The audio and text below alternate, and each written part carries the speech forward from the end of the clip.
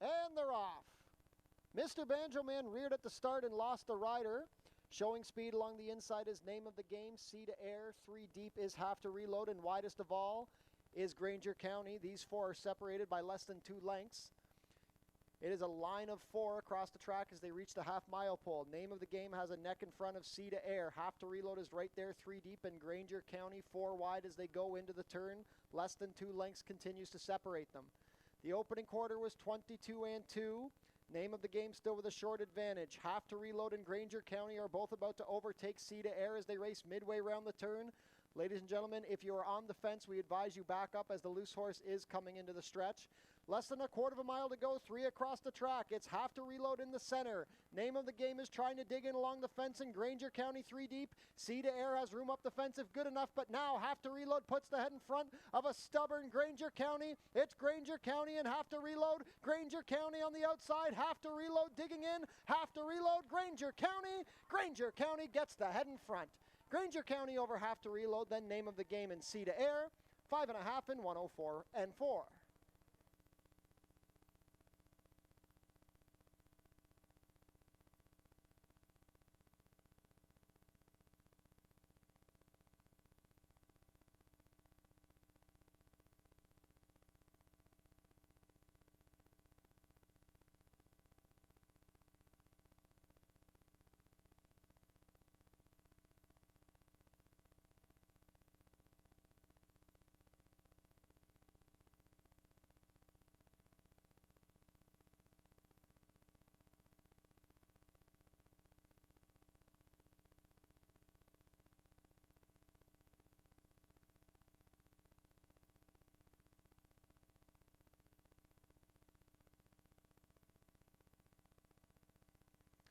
And they're off.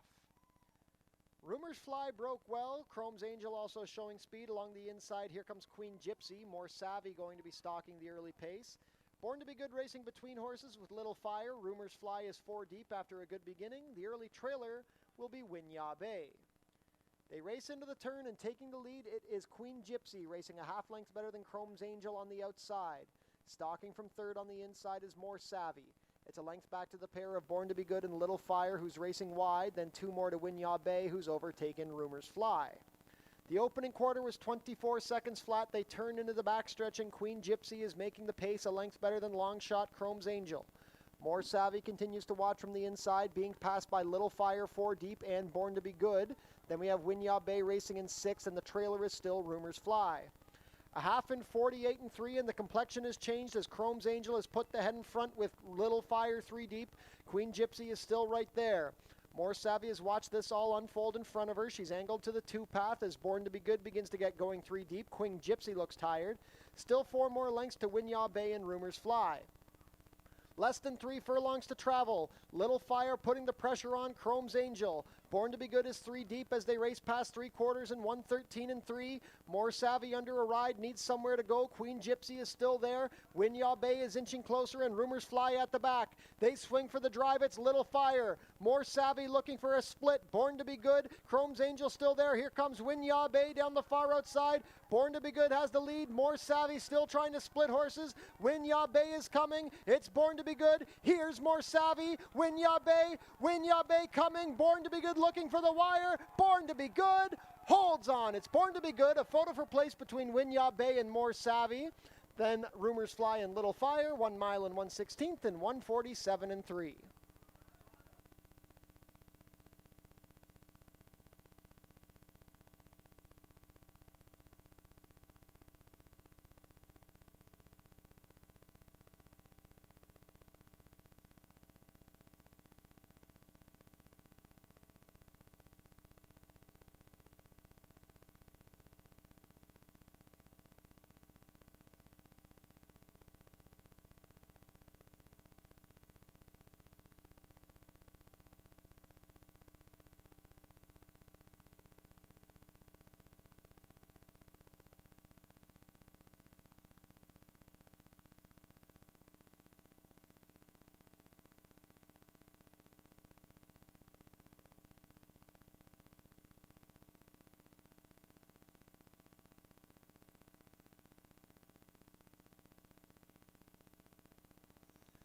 And they're off. Bamboo's Babe out well on the inside. Dinah's Flatter ridden along is Zodiac Beach. Contagious Laughter also looking for position. Out wide, dropping back early is Speed Loader, and the early trailer will be Betka. 4 lengths separate them as they race into the clubhouse turn. Making the pace early is Bamboo's Babe, leading a length and a quarter to the pair of Dinah's Flatter and Zodiac Beach. Making a 3 wide advance is Speed Loader. 5th on the inside, Contagious Laughter, and Betka trails off the rail. The opening quarter was 23-3, set by Bamboo's Babe and Alexis Sanchez. The lead is a length and a half. Into second, 3 deep is Speed Loader with Zodiac Beach between horses and Dinah's Flatter stalking the pace from 4th. 1.5 to Betka in 5th, and the new trailer is Contagious Laughter. 4.5 furlongs left to travel. Speed Loader puts the pressure on Bamboo's Babe and now puts the head in front. It's a gap of 2 to Dinah's Flatter on the inside as they pass the half in 48 seconds flat. Zodiac Beach is 4th in the 2-path. Contagious Laughter saving ground, and Betka still at the back. Round the far turn they go. Bamboo's Babe has the head back in front of Speed Loader. Dinah's Flatter looks poised, angling to the 3-path with Zodiac Beach 4 deep. Contagious Laughter has saved ground throughout and is moving well, looking for somewhere to go up the inside, now angling out. Betka yet to tack on. 6 furlongs in 1:14-1. The leader is now Dinah's Flatter with the stablemate Speed Loader right there. Zodiac Beach is wide. Contagious Laughter trying to split horses, but the stablemates are getting away with a furlong to go. It's Dinah's Flatter. Bamboo's Babe digs back in. Dinah's Flatter has the lead. It's Bamboo's Babe along the inside, well back to Zodiac Beach. Dinah's Flatter going better. Bamboo's Babe is trying, but on top it's Dinah's Flatter. Dinah's Flatter by a half over Bamboo's Babe. Then Zodiac Beach and Contagious Laughter, 1 mile and 70 yards and 1:45 flat.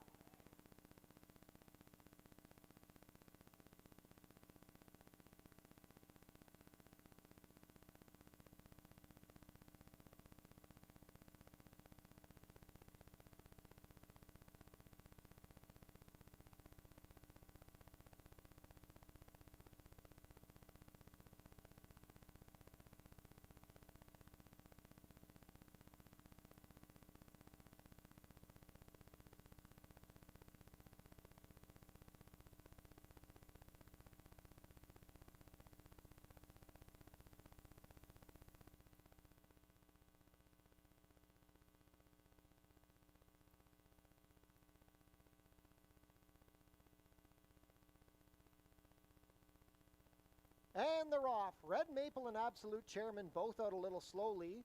That puts the early lead in Truly Mischief's hands. Between horses Exceed, Core, and out wide is getting ahead. Core had to steady a bit there. Red Maple is showing his speed up the inside now, catching up after the slow beginning, and now Absolute Chairman is also in contention. They go into the turn. It is Truly Mischief, a length better than Red Maple, who slipped up the inside.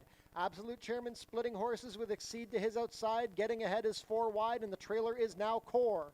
22-3 for the opening quarter. They're very clustered up as they reach the quarter pole.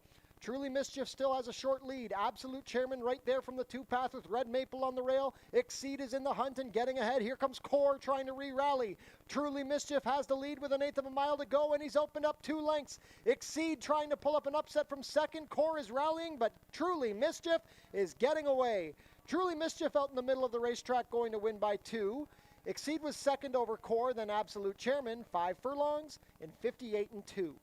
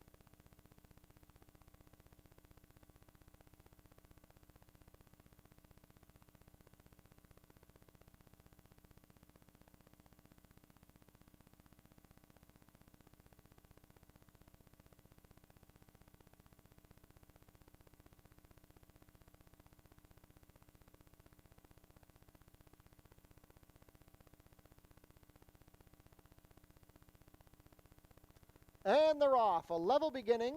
Showing speed from the center is Cherry Gardens. Out wide, Bad Zizi. Smoke and Chloe along the inside also forwardly placed with She's Hot to Trot between horses. Dixie Morning is racing in 5th, about 4 lengths off the leaders, and the early trailer will be Soul Journey. Cherry Gardens has spurted clear to a 2.5 length lead as they race into the turn. Smoke and Chloe is alone in 2nd, 2 lengths better than the stablemate Bad ZZ. Dixie Morning saving ground past She's Hot to Trot and another 2 to Soul Journey. They've spread themselves out well, about 8 lengths front to back. The opening quarter was 22-4, and Cherry Gardens continues to lead the way. Smoke and Chloe trying to get closer from 2nd under left-handed encouragement. Dixie Morning swings to the outside. Bad ZZ alters course towards the inside with She's Hot to Trot.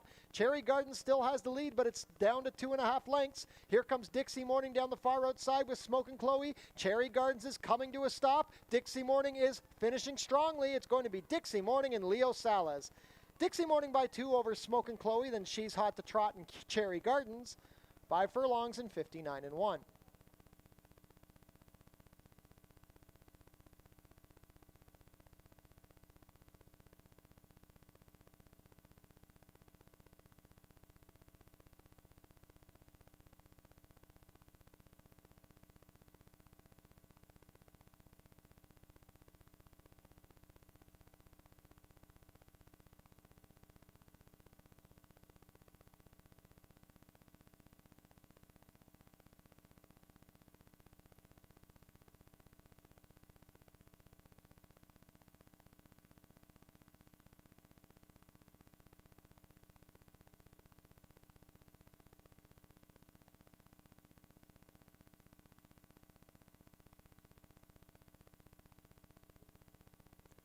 And they're off. Boston Bay broke well. Misty's Pride also showing speed along the inside, Joey Bones. And here comes a rush down the outside from Forest Flash to assume control as they race out of the chute. It's Forest Flash and Michael David on top now by 2 lengths and extending the margin. Misty's Pride is 2nd. 3rd on the inside, Boston Bay. Then we have Sing Dixie racing as a pair with Beer Mosa. Joey Bones is towards the back with the trailer, the Swayze Express. 23 seconds flat, a pretty moderate opening quarter despite the 5-length margin. Forest Flash is well clear as they race into the turn. It's a trio next. Boston Bay on the inside, Beer Mosa 3 deep, and between horses, Misty's Pride. Then we have Sing Dixie racing alone. Still at the back are the Swayze Express and Joey Bones. Midway around the turn, Forest Flash went the half in 46 seconds flat, still moving comfortably on a 5-length advantage. Boston Bay beginning to get closer from 2nd. Beer Mosa 3rd. Sing Dixie swings to the outside past Misty's Pride. It's well back to Joey Bones and the Swayze Express. Forest Flash looking to take this field gate to wire, but here's Boston Bay. Boston Bay took control easily at the 8th pole. It's Boston Bay and Edgar Zenteno. Coming on for 2nd is Sing Dixie, but nobody's going to get to Boston Bay. Boston Bay wins by 2. Sing Dixie came running late, then Forest Flash and Beer Mosa. 6.5 and 118-4.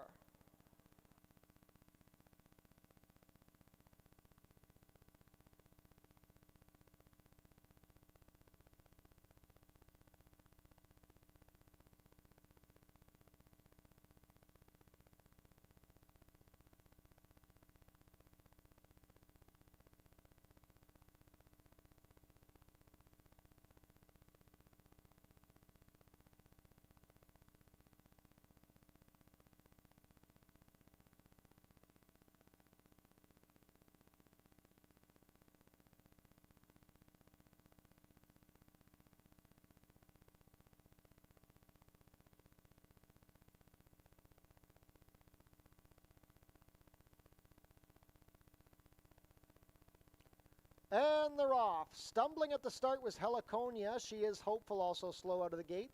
The lead is going easily to She's a Darling. She's a Darling has the lead, but here comes She is Hopeful rushing up to apply pressure.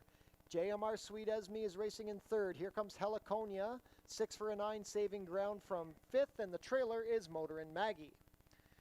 She's a Darling not having an easy time on the lead. She's being hounded by She is Hopeful as they complete the opening quarter in 23 and 2. It's a gap of 2.5 to JMR Sweet Esme racing in the 3 path. 6 for a 9 is saving ground. Heliconia between horses. Trailing while racing wide on the course is Motorin' Maggie. 3 furlongs to travel, and She's a Darling has now gotten away from She is Hopeful. The lead is now 2 lengths. JMR Sweet Esme under a ride from 3rd. 6 for a 9 is 4th. Motorin' Maggie tries to get going, and the new trailer is Heliconia. The half was 47-2, and She's a Darling looks very comfortable as they turn for home. It's She's a Darling up by 5. JMR Sweet Esme. Here comes Motor and Maggie down the far outside and up the inside. 6 for a 9, but it looks like She's a Darling has this one locked down at the 8th pole. She's a Darling is up by 7. The battle is for second between Motor and Maggie and 6 for a 9, but this is all She's a Darling. She's a Darling and Edgar Centeno. Motoring Maggie up for second over 6 for a 9, then JMR Sweet Esme. 6.5 and 120 and 1.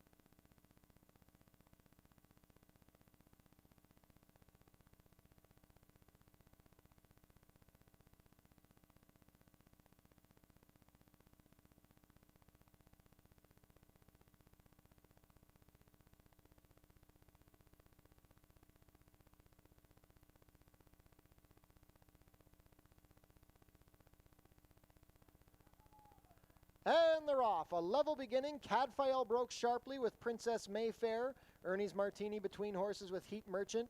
DeFogger racing in 5th along the inside with Green Amazon. Le Grand Garçon trying to advance on the far outside, and also towards the back is Always Away. Princess Mayfair is shot clear to a 2-length lead. Heat Merchant is watching from second on the outside of Ernie's Martini. Cadfael, after a good beginning, has fallen back. DeFogger and Always Away both passing. Le Grand Garçon is racing wide, and the new trailer is Green Amazon. The opening quarter was a quick 22 and 3. It is Princess Mayfair. The lead is down to a length as Heat Merchant creeps closer in the 2-path. Ernie's Martini stalking from third on the inside. Always Away has moved well into 4th. Then it's a gap of 2 to the pair of Cadfael and DeFogger. Then we have Green Amazon and Le Grand Garçon. 46 flat to the half, they reached ahead of the lane. Heat Merchant has overtaken a tired Princess Mayfair. Ernie's Martini looks like the threat on the outside. Always Away also coming. DeFogger widest of all, but it's still Heat Merchant. He's up by 2. Ernie's Martini is trying, but Heat Merchant is getting away. It's going to be Heat Merchant by 4 at the wire with Leo Salas, then Ernie's Martini, Always Away, and DeFogger. 6 furlongs and 110 and 3.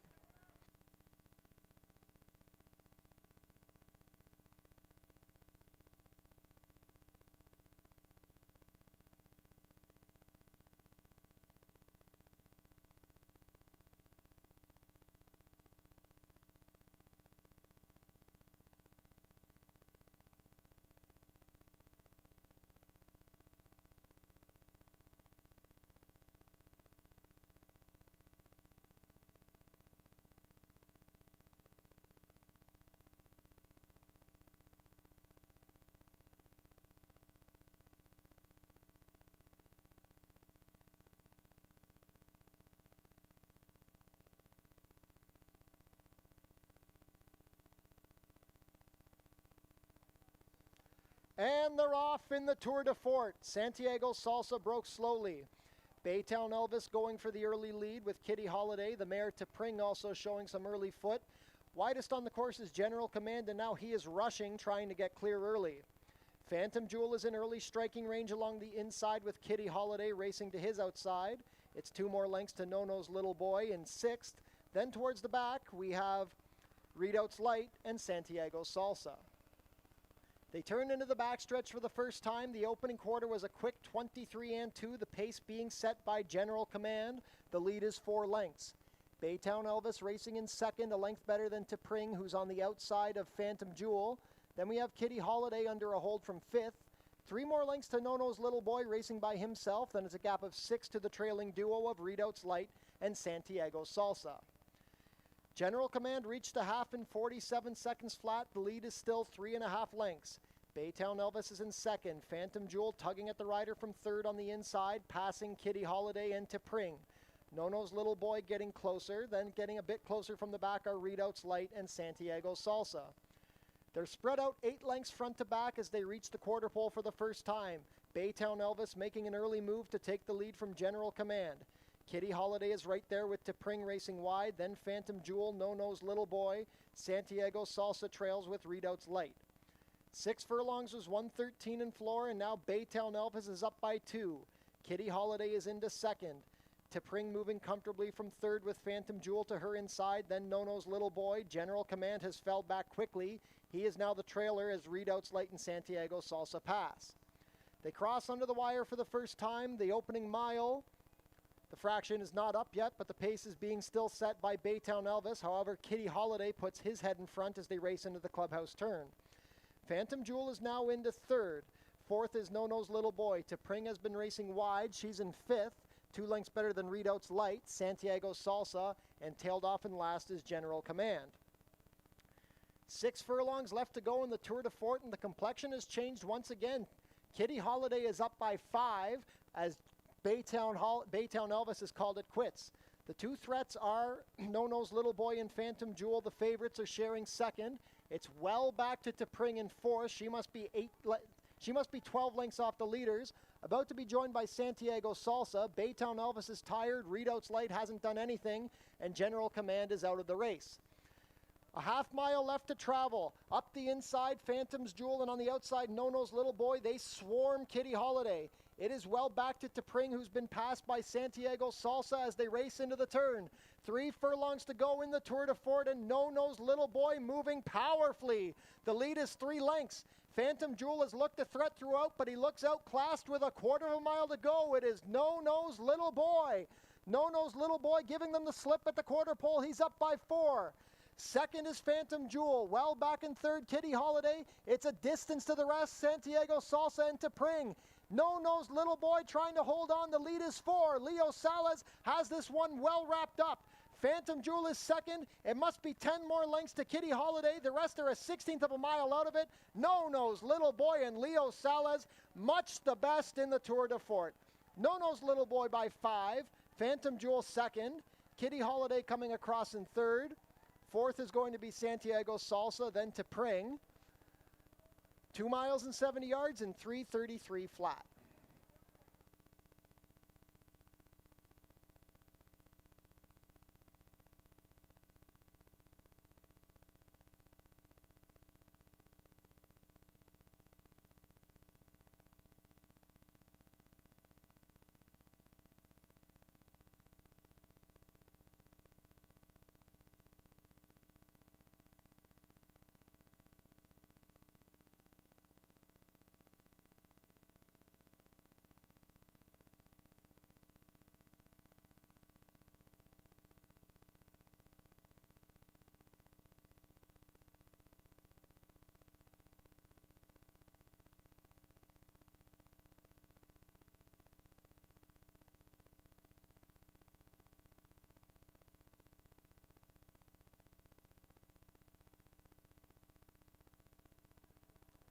And they're off. Lulu's Lullaby broke to the outside. Dreaming of Hope is showing speed. Princess Buchero also looking for position. Fix Your Hair Up Pretty is racing between horses. The trailer is Ghostly Perfection, and refusing to break once again is Yoga. Loose on the lead, it is Dreaming of Hope up by 3.5 lengths. Fix Your Hair Up Pretty is racing in second alone, a length and a half better than Ghostly Perfection and Lulu's Lullaby. The new trailer is Princess Buchero, about 5 lengths off of the lead. The opening quarter was 23-1. Dreaming of Hope still controlling the pace, 2.5 lengths clear as they race into the far turn. Fix Your Hair Up Pretty being joined by Lulu's Lullaby. Ghostly Perfection is falling back, being passed by Princess Buchero. Dreaming of Hope still yet to be headed at 2-5. The lead is 3, and she's moving comfortably under Terry Husbands. Lulu's Lullaby trying to launch a bid from second as Fix Your Hair Up Pretty calls it quits. Princess Buchero and Ghostly Perfection still at the back. The half was 46-2. They turn for home, and it is Dreaming of Hope now under some left-handed encouragement. Lulu's Lullaby coming down the outside. Fix Your Hair Up Pretty is battling for the show spot with Princess Buchero, but as they come within the furlong pole, it is Dreaming of Hope on top. Lulu's Lullaby trying to make a race of it, but still has 3 lengths to make up and not going to get to Dreaming of Hope. Dreaming of Hope, much the best in the nightcap. Princess Buchero up for second over Lulu's Lullaby. Then Fix Your Hair Up Pretty and Ghostly Perfection, 6.5 and 1:17-4.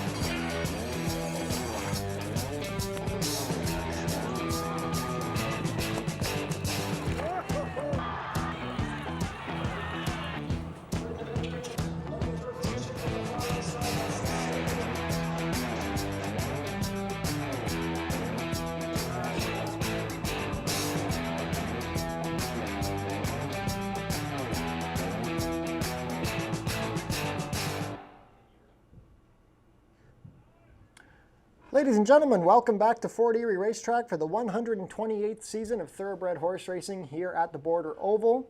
We have 8 races on tap to kick off the season, including 2 maiden stakes later on the card. 30 minutes to post. The main track is fast. No turf racing to kick off the season. It's currently cloudy, 21 degrees Celsius with a slight wind.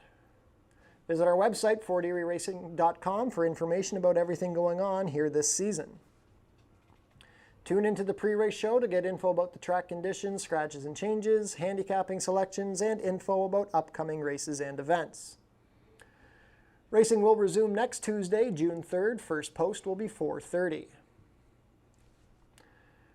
Tonight, after the last race, we will have our first free concert of the season featuring the Figure 4. We want to say thank you to our band sponsor, Revel Realty, of Corey Langland and Marge Ott of Revel Realty Fort Erie. And we want to wish a welcome back to jockeys Chris Husbands and Ishmael Mascara. Both missed time last season due to injury. It is great to see both of you guys back. Father's Day Sunday will be coming up on June 15th. First post will be 12:15. We will have vendors on site as well as the farmers market and plenty of food trucks for Father's Day. The Wiener Dog races will be coming back to Fort Erie on Sunday, July 13th. The Wiener Dogs will take the track after horse racing ends. Fort Foodie Fest coming up on July 27th. First post will be 12:15. Plenty of food trucks will be coming out for our next Fort Foodie Fest. Mark your calendars. The 90th running of the Prince of Wales Stakes will be taking place on Tuesday, September 8th. And we want to say a big thank you to New Holland, who's partnered up and brought a new tractor here to Fort Erie Racetrack. Thank you very much to everyone at New Holland. Be sure to book your table in the Turfside Dining Room, open on live racing days. Reservations are recommended. Head down to the Paddock Shack. We've got burgers, hot dogs, sausages, fries, and poutine, plus beer and soft drinks, located near the walking ring. Treat your team to an exciting day at the races. It's only $12.39 per person, plus tax. The track pack includes 1 food item, 1 drink, and a Fort Erie live racing program. Become a member of HPIBet.com today. Get $100 when you bet $100, plus your first bet is on us. Tune into your TV Niagara for the Fort Erie Race Replay Show, Channel 700, Thursdays at 10:30 and Saturdays at 10.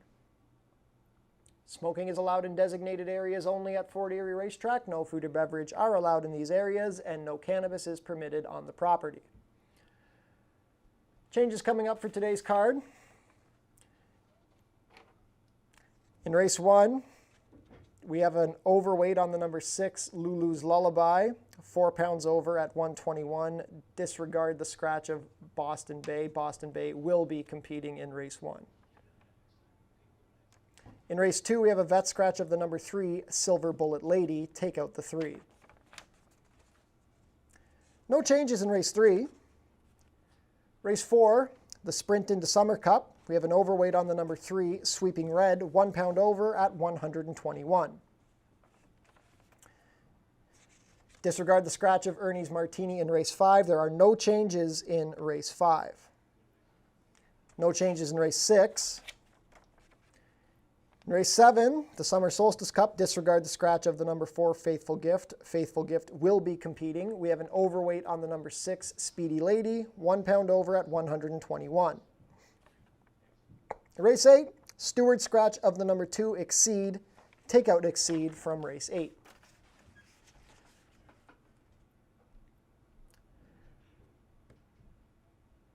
And we're pleased to be back here at Fort Erie Racetrack for the 2025 season of Thoroughbred Racing. 40 days on tap. Pleased to be joined by Ashley Mayhew, our tip sheet author. Ashley, what are you looking forward to this season? I think every day. Love being back. Great to see you. Great to see everyone here. I think in terms of an opening day, this is one of the better ones that we've seen in recent times. A lot of horses entered. So 67 entered, just 2 scratches as we talked about. Exceed, then the horse in the earlier race. But obviously look forward to the big days here. The Prince of Wales, the Puss in Boots, and just hopefully a lot of turf racing later this season. Yeah, we have a nice card on tap, but it's definitely going to be great to see the turf back in action, but definitely a great opening card. Probably the best opening day since I've been here. So let's take a look at our 8-race card today. Race 1 is a claiming race for 3-year-olds and up, which has never won 3, 62.50 down to 6. The claiming price, we're going 5 furlongs on the dirt, which will be the theme of most of today's card. It's a field of 6 to kick off the early pick 5. Ashley, where did you land? Yeah, this was a little bit of a tricky race. I thought it came down to 2 horses in terms of my top pick. Ultimately, go to the 5 in here, Always Away. First off, the claim for Anthony Alderson. In terms of this horse's performances last year, actually don't mind the last time we saw this horse up at Woodbine over the Tapeta, but prior to that, I thought was in really good form here locally. And you can see with all these horses off the layoff, you can see a lot of horses in the waiver claiming ranks. They're probably trying to protect this one and to try to find a spot better later this season. Yeah, I think Always Away is well worth the $5,000 that they claimed him for. Even though he's never won on the dirt, I do think the dirt is his best surface. Disregard first-time gelding. This horse has raced as a gelding in a few starts, but it wasn't reported. He is a repeat gelding. I agree that Always Away is one of the main contenders. I'm interested in the number 2, He's Fully Loaded, who goes off the claim for trainer Steve Cathcart. Cathcart had a fantastic season last year. He's Fully Loaded has some speed, which is always good here, and the reloads tend to take to the dirt very well. Some nice works, 1 minute and 2/5 out of the gate is a solid breeze coming into the season, should be fit, and gets in light with apprentice Alexis Sanchez. Move on to the second. It's a starter optional for Fillies and Mares, going 5.5 furlongs, 5,000 starter or claiming price of 10. We're scratched down to a field of 6 here with the 3 Silver Bullet Lady out. And we have one of the best mares on the grounds here, number 4, Mountain Sound, going for John Sims. And great to see Edgar Zenteno back after some missed time after an injury at Woodbine last fall. Mountain Sound just absolutely fantastic over the Fort Erie dirt. She dominated the Horse People's Luminary Cup. The distance might be a little shorter than she likes, but I think she'll be able to handle these. I think so too. I don't think she did anything wrong last year. If you look at her one, I guess, poor performance over the dirt, it wasn't bad, but it was going 1 mile and 70. She's a 1-turn horse. You talked about her record. She's tactical. She can be close to it. She can close from off of it. And a horse that we know, if you go back to, say, last year, she was ready to roll off the layoff. Yeah, I just think she's just the pure class of this field. I think Silver Candace is interesting, coming in from some training at Mountaineer. And some nice speed on the inside for Crafty Oaks, going for the same connections as Always Away in race 1. Race 3, Claimer for Fillies and Mares, 3-year-olds and up, which have not won this year or which have never won 4. It's another 5 furlong sprint for a price of $5,000 down to $47.50. And another good showing from last year was the number 4, Chrome's Big Break.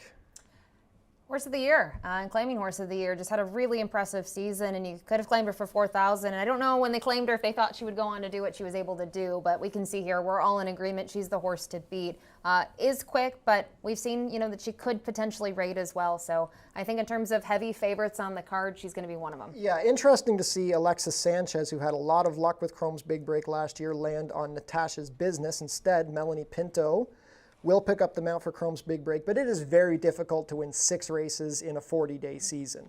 So I think Chrome's Big Break is going to be very tough. Natasha's Business is also a very solid mare in her own right. And I'm also interested in the new face Bridge to Nowhere, who was claimed at Woodbine late in the season last year. Yeah, going to be very curious to see what she can do on the dirt, first time on the surface. Race 4 is the first of our 2 stakes events. It's the Sprint into Summer Cup for colts and geldings, maidens that have been based here at Fort Erie Racetrack. It is a 5 furlong sprint, a field of 8, and I think we're going to have a tough favorite in the number 6, People Are People. Me too. I know it's an 0 for 10 maiden, but you just kind of look at the competition that he's been facing. Most recent effort just came up a tad short. And the short rest is not rare for these connections. They do very well off a shorter amount of rest, whether that be a week or even 10 days in this case. So very short price to take. I think this will be another heavy favorite on the card, but kind of we see things similarly underneath. The 3, Sweeping Red, first-time starter from a pedigree standpoint, should love the dirt, but maybe needs to go longer. This is probably a starting point. Yeah, like you said, should like the dirt. And the other thing to note with Signature Reds is they do very well first time out. They're precocious and they are quick, and that is a good combination. Kevin Buddygag, always a live trainer here at Fort Erie, and great to see Chris Husbands back in the saddle. Race 5 is a claimer, 3-year-olds and up, which have not won a race this year or which have never won 4. We're going 6.5 furlongs, stretching it out a little bit here and going for a price of $8,000 down to $7,000. And we got one of my favorite horses on the grounds here, Paperback Hero. I've been a big fan since I've been calling here of Paperback. He Never has a disappointing season. He was 3 for 9 last year, missed the board only once. I just think he's a super tough horse to knock. And Omar Marino coming down to ride for trainer Roy Augustino and Reggie Johnston. The big thing, you know, they tried him on the turf last year. 2 of his turf races weren't bad. He sort of just does what is asked of him, whether that's sprint, whether that's going longer. He shows a ton of ability, a very nice horse, and I agree with you. I think for me, we used the same 3 horses. Looks like you were between the 6 and the 4. I was between the 6 Paperback Hero and the 5 Ernie's Martini. Another horse that has a great resume here. Might have the fitness edge over Paperback Hero, so I'll be curious to see how these 2 are bet. Yes, and the fitness edge when you're racing on a dirt track is a big deal. It is a lot harder to get a horse fit for a dirt race than a synthetic or turf race. We're going on to race 6 now. This is an allowance race for fillies and mares which have never won 3, 5.5 furlongs. Field of 8. Going to posterior, field of 9, sorry. And I think this is one of the more wide open races on the card.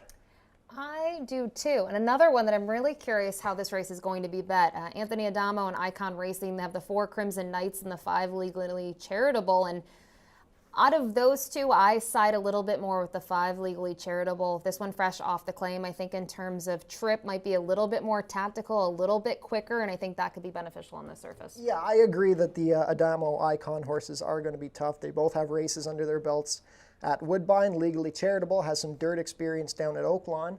Just because of the price, I landed on the number 3, Princess Buchero. She has a good record over the Fort Erie dirt.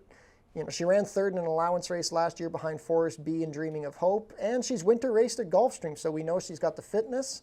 And the mailman can deliver. Pierre Mailhot back for another season at Fort Erie. He's been here longer than almost anybody. Race 7 is the Summer Solstice Cup, our second Cup event, $30,000 purse for maiden fillies and mares that have been based here at Fort Erie. 5 furlong dash. They're testing me with an 11-horse field here. Where did you land, Ashley? The 7th and the 8th are the most challenging races on the program, not just because they're big fields. This is a tough one. I go to the 11, and I would say this is lukewarm for me with Ruby's Ghost. I'm not convinced that she has to win. I think in kind of comparison to her stablemate in here, Super Honey Timber, we've seen her a couple of times. I don't know how quick she is. I think the fitness edge is a little bit more realistic here with Ruby's Ghost, previously trained by Dallas Stewart, and showed speed last time out sprinting in a race that was fairly quick, going 6 furlongs. Yeah, exactly. I mean, the class difference between New Orleans in the winter and here is dramatic, and she has been breezing well. Had a 47-3 work at Churchill a few weeks ago, and just recently over the local strip, 1 minute and 2/5. So we know the post is a bit of a concern, but I think she, with the pedigree and the fitness, she should be tough. I'm also very intrigued by the number 7, Towns of Breeze, going for Roy Augustino and Hopefield Farm. This is a sister to Gigantic Breeze, who's a graded stakes winner, and I thought her debut on the dirt at Gulfstream back in 2023 is better than it looked on paper. Only got beat 2.5 lengths for second on that day. Obviously, there's some issues with this horse. Has missed a lot of time, but has a quick work coming into this and might be worth a look. Daughter of Speightstown. You mentioned the pedigree. There's a couple other interesting pedigrees. The 5 is a half to Mighty Heart, which we know he was able to accomplish. Champion. And then the 6 in here is a little bit of an intriguing horse to me at 20-1 on the morning line. Speedy Lady is a full sibling to Speedy Connor, who won on debut. The mare won on debut. Speedy Connor, at one point in his career, was trained by Kenny Albu. So figured to get a good price there. And we talked about it. Chris Husbands is back. Doesn't necessarily ride for Kenny Albu all the time, so I thought that was interesting. Yeah, and Kenny Albu, he had a very solid season last year, him and the Six Brothers team, so definitely interested to see how the Albu barn fires off the bench this year. Race 8, the nightcap, Jackpot High 5 kicks off here. It's a 5,000 claimer for 3 and up, which have never won a race this year or never won 4, 5 furlong sprint. Scratch the number 2 exceed, so we're down to a field of 11. Another test of my skills off the layoff. Another one of my favorites here at Fort Erie is the 11 Big Time Louie. Just as honest as, you don't find horses that go 13 for 37 very often. He just likes to win, and he finds ways to do it. I know you're a big fan of him. I had a feeling you picked him on top. I use him for second. I go to the 6, Mia and Me, 10-1 on the morning line. I think Amanda Vandermeer really knows this gelding very well and rides him well based on what we've seen last year, even the race up at Woodbine. And I think he is tactical enough that maybe 5 ace, maybe he wants to go 6 furlongs at time. He can be close enough to the pace and hopefully run them down late. I honestly don't think he'll be 10-1. He'll be shorter. No, and I completely agree. This is a live horse here. For me, I pick Big Time Louie on top because it makes my life easy. But this is a really wide open race. And Mia and Me, he did have a win going 5.5 in September. So I don't think the distance is going to be too much of a problem. Like you said, Amanda gets along great with him, and he's another one, just knows how to win. He went 3 for 9 last year. I also think the 5 Fascination Street is an interesting player just because he took to the dirt very well, and we were just talking, the Albu barn was very live last year, and they look like they could be live to kick off this season. Also good to see Juan Crawford back, one of the most hard-working guys in Ontario racing. So there you have it, 15 minutes to first post. Best of luck on this very solid opening day card. 15 minutes to first post. Pick 5 wagering here in the first.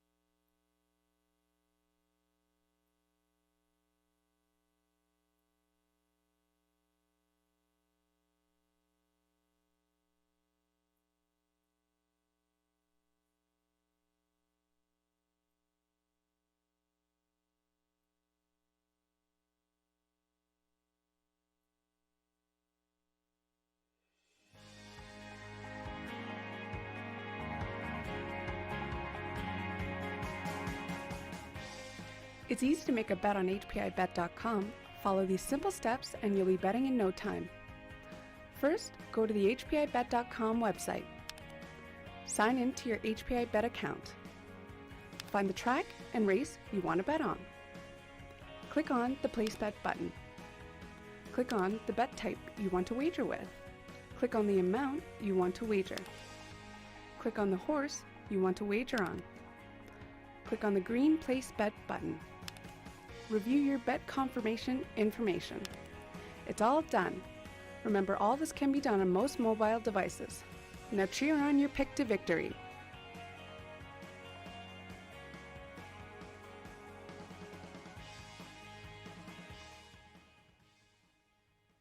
Erie, hope everyone's out there enjoying the beautiful opening day. Make sure you head over to customer service, purchase your program. You get one of our awesome new free t-shirts. Our apparel this year, we're celebrating the 90th anniversary of the Prince of Wales Stakes. This here, great photo of Justin Stein winning the Prince of Wales Stakes, beautiful design. We got a nice little patch celebrating the 90th anniversary. We also have some awesome new polo shirts, hats, lots of great stuff over at customer service. And it's gonna be a great season. We have awesome stuff this year. Father's Day is gonna be amazing. The Wiener Dogs are back, the Corgis are back, the Bassets are back, the Food Truck Festival's back. It's gonna be an amazing season. Make sure you check out our full schedule of events at FortErieRacing.com.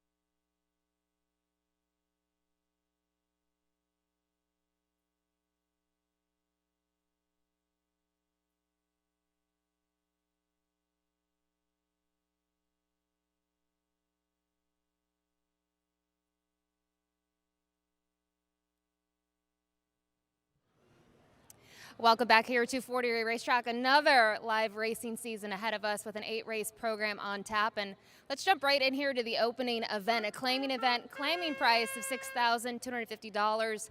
Non-winners of 3 life set to go here, 5 furlongs on the main track. And interesting to see the early money here. Had a feeling it might be spread out, just trying to figure out who's going to be ready to roll here on opening day. And when I looked at this race, I came down to the number 5 as my top pick, Always Away. This one fresh off the claim for Tony Alderson. And I say fresh off the claim, was claimed late last year up at Woodbine, in for the $5,000 tag. And don't necessarily know if this horse loves the synthetic. Yes, he's 2 for 13, but Very curious to see this one back on the dirt. Doesn't have a win on the dirt, but you look at some of those performances, the horses that he had faced, including Heat Merchant, Ernie's Martini, who we'll see later today. I think probably overall a better quality of runner there that he had faced than he will today. But the question will be the layoff, as it will be with so many runners here on opening day. So the 5 for me on top. To the inside, the 4, Bill Needle. Kenny Albu had one heck of a season last year, especially on the grass, but his dirt runners were also firing. Bill Needle was one that they claimed late in the season. They had to winter this horse, so if you're going to put the $4,000 claim in, that's one thing, but you have to obviously spend a lot of money in the off-season to keep these horses in training, to kind of lay them up, and they obviously like something about him. A lot had to do with the dirt record, 3 for 6 locally here at Fort Erie. Sort of a horse that I don't think we'll see on the lead and probably wants to go further than 5 furlongs. I think long-term, 6, 6.5 is probably more of his ball game, but he's tactical enough, and I think could obviously at least get a piece in here. Chris Husband set to ride, who great to see him back in the irons today at the Fort. Finally, the 2, he's fully loaded. This one's taking a lot of play, has shown some speed, to say the least, especially in that most recent outing back in November. I mean, we're talking 22-2, 44 and 4 to the half, and he was chasing those fractions. And typically when you're chasing, you're at the disadvantage. You have a lot of work to do, and you're kind of just going to get tired on those performances. So go down the page. It'll be curious to see how this one handles the dirt. Yet to race on the dirt. Pedigree suggests probably will handle it no problem. This one being by Reload, and as we talked about, has speed. So a lot of the times you see these horses come in from Woodbine, they typically show speed up there. And the idea is they might be able to find the winner's circle here on the dirt. Nice betting event here. Kicks off a lot of wagering opportunities, including the early pick 5. Good luck.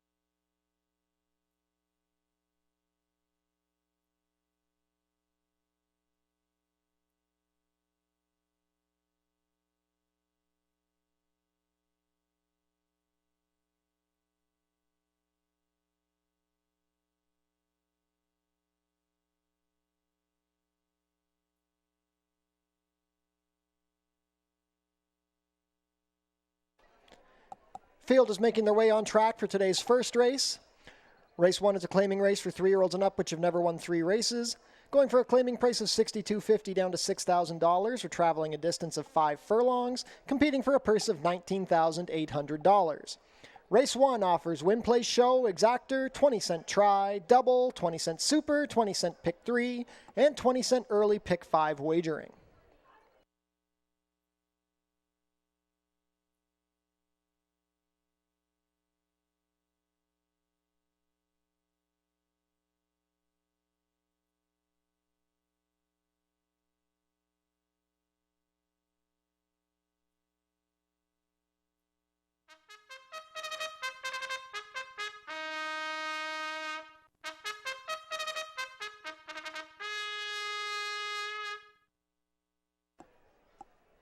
First to parade for this season at Fort Erie will be the number 1, 40 Flash. Pierre Mailhot rides for trainer Barb Bailey and owner Jennifer Gutierrez. Number 2, He's Fully Loaded. Alexis Sanchez in the saddle for trainer Stephen Cathcart and owner Robert A. Smith. Radcliffe Racing Stable own the number 3, Boston Bay. The rider is Affrey Ward, trained by Kenneth Smith. Ken Albu owns and trains the number 4, Bill Needle. The rider is Christopher Husbands. Number 5 is Always Away. Jeffrey Alderson in the saddle for owner-trainer Anthony Alderson. And completing the field, number 6, Lulu's Lullaby. Ishmael Mascara riding for owner-trainer Sue Andrushko. 5 minutes to post for race 1. 20-cent early pick 5 wagering kicks off here.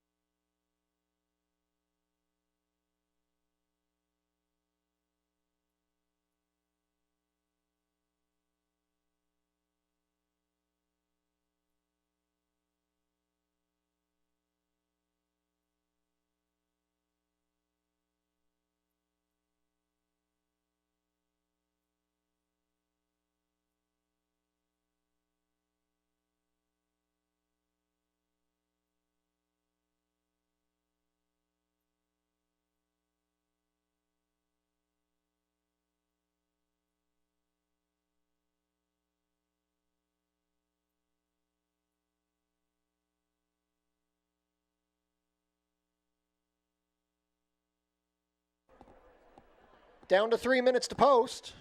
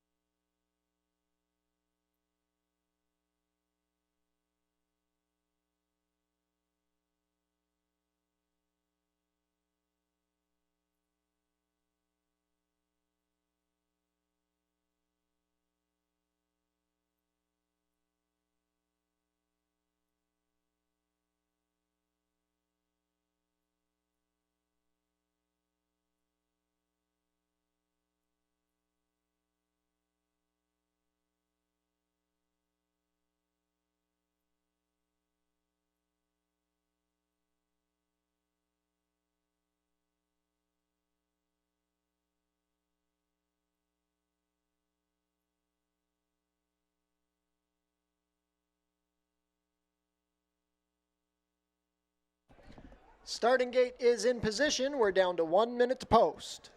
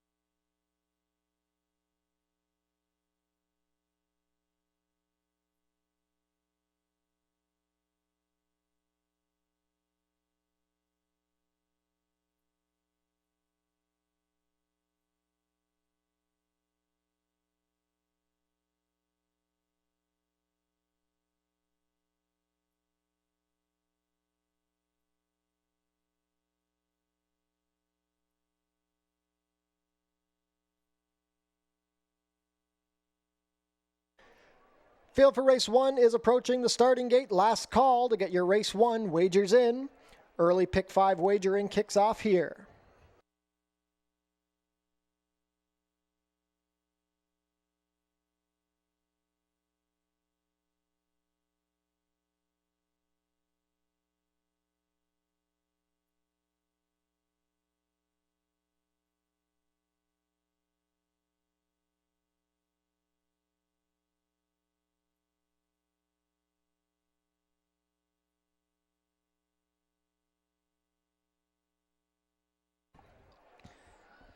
Field for race 1 is behind the starting gate. It is now post time.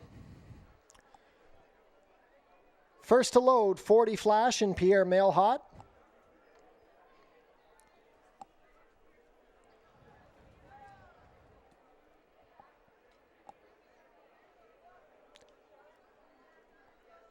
Six to 5 favorite, He's Fully Loaded with Alexis Sanchez.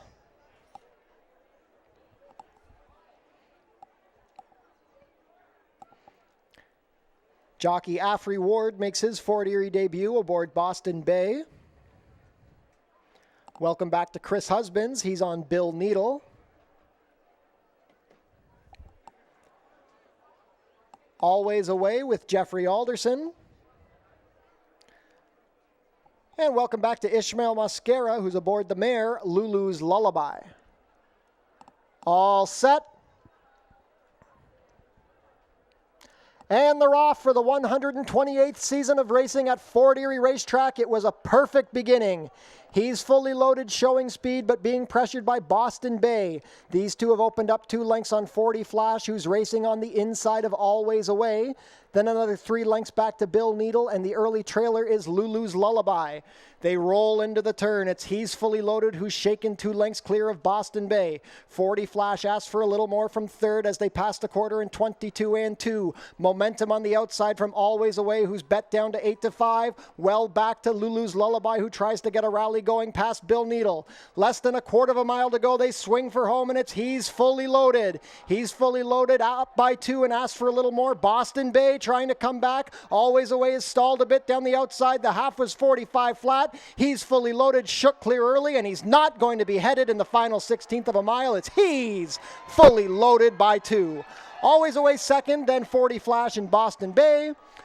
5 furlongs and 57 and 1.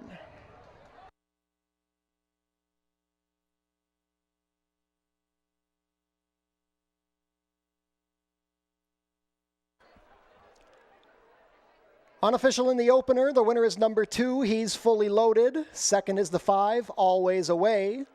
Third, number 1, 40 Flash, and fourth, number 3, Boston Bay. Unofficial race 1 order, 2-5-1-3.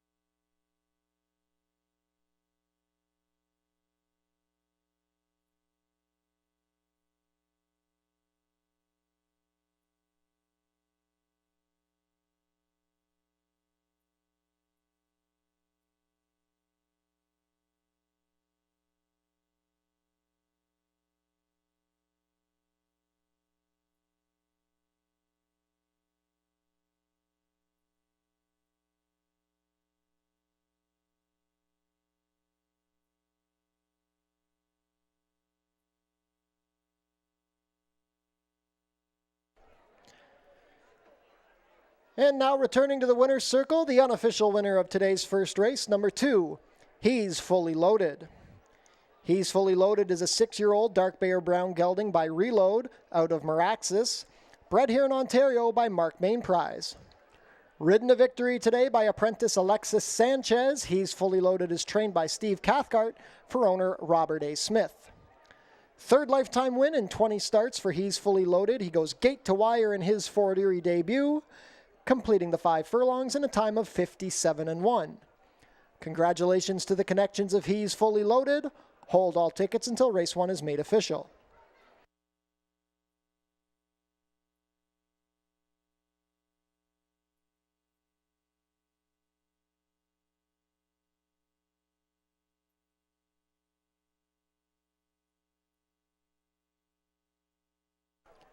It's official. Prices are up. He's Fully Loaded returns 410 to win, 220 and 210. Second, number 5, Always Away, 240 and 210. Third, number 1, 40 Flash, 250. $2 Exacta, 25, 770. The $1 Try, 251, 1070. $1 Super, 2513, 3185.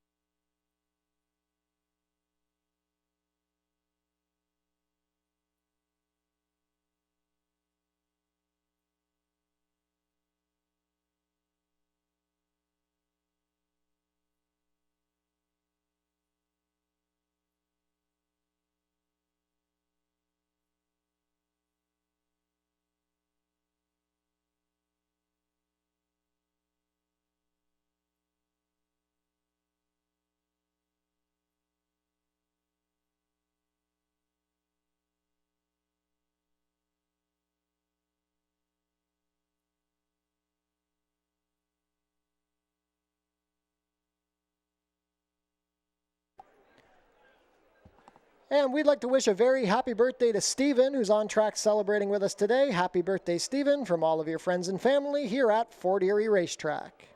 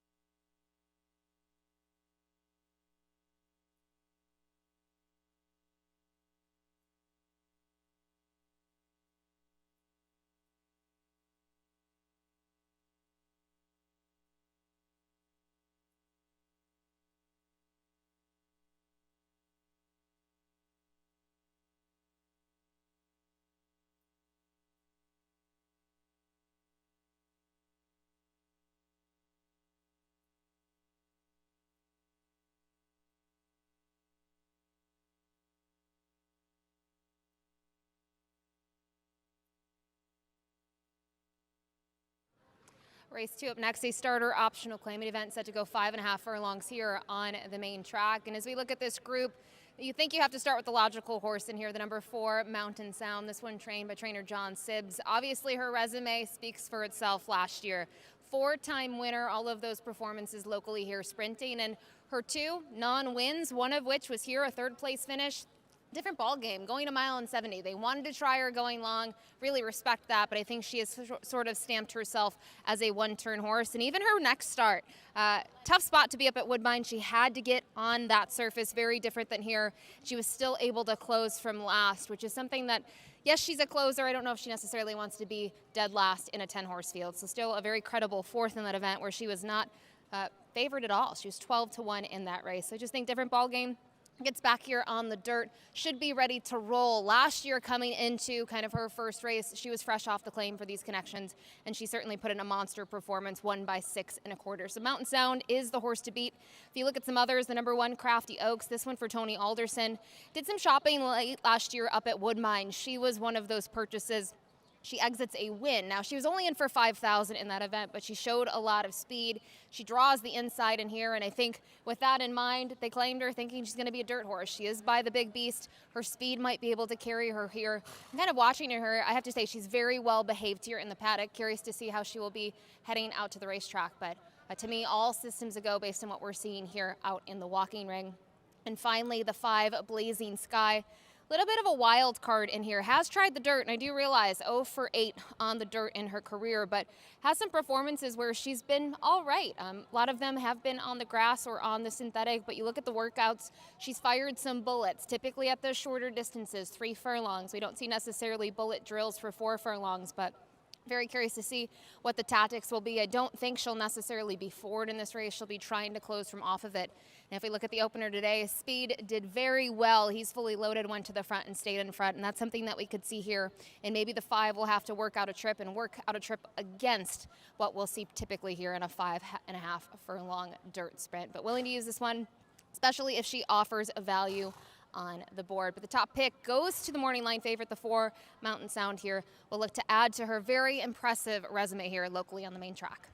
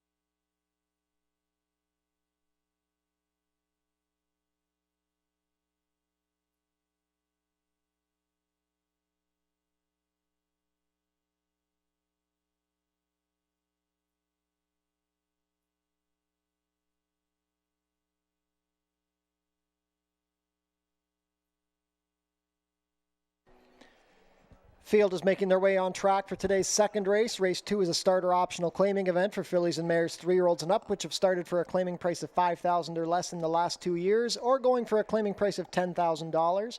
We're traveling a distance of 5 1/2 furlongs, competing for a purse of $21,300.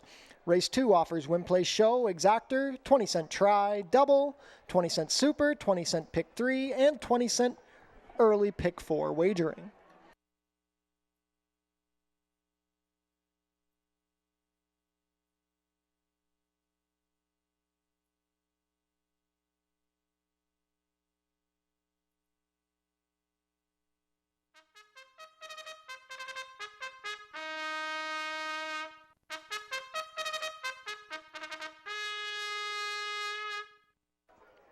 Race 2 post parade, number 1 is Crafty Oaks. Jeffrey Alderson has the call for trainer Anthony Alderson and owner Glenn Alderson. Number 2 is Tamina. Kirk Johnson rides for trainer Julie Mathis and owner Bruno Schickadans. Scratch number 3. Number 4 is Mountain Sound.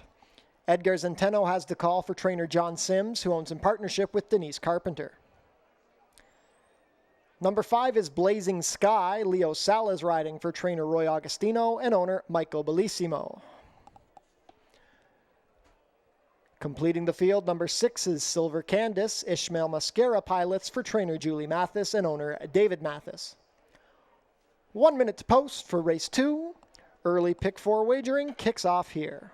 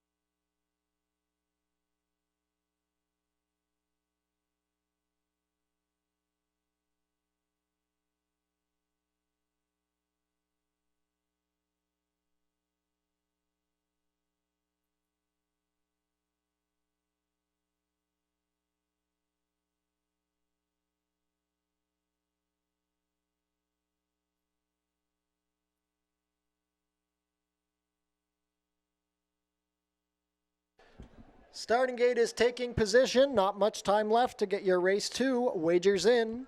Early pick 4 wagering kicks off here.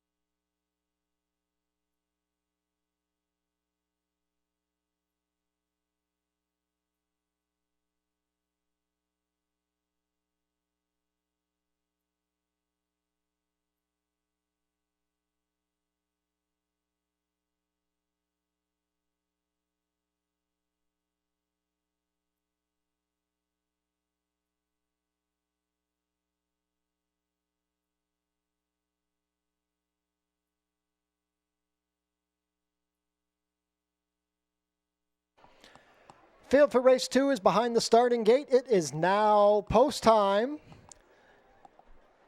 6-5 favorite is a new face to Fort Erie, the number 1 Crafty Oaks. Team Alderson kicked off the meet with a second place finish with Always Away, looking to do one better here with Crafty Oaks.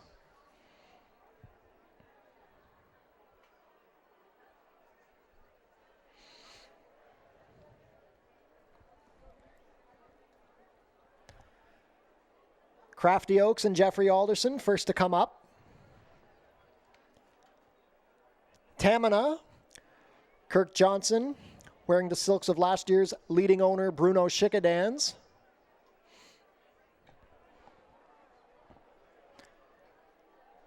Mountain Sound and Edgar Zenteno.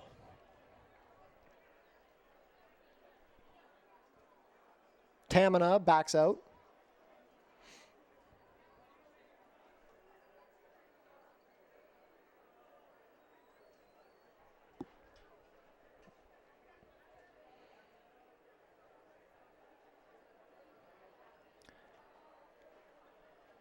And they've had to reset. Crafty Oaks is back in. Now Tamina takes her position.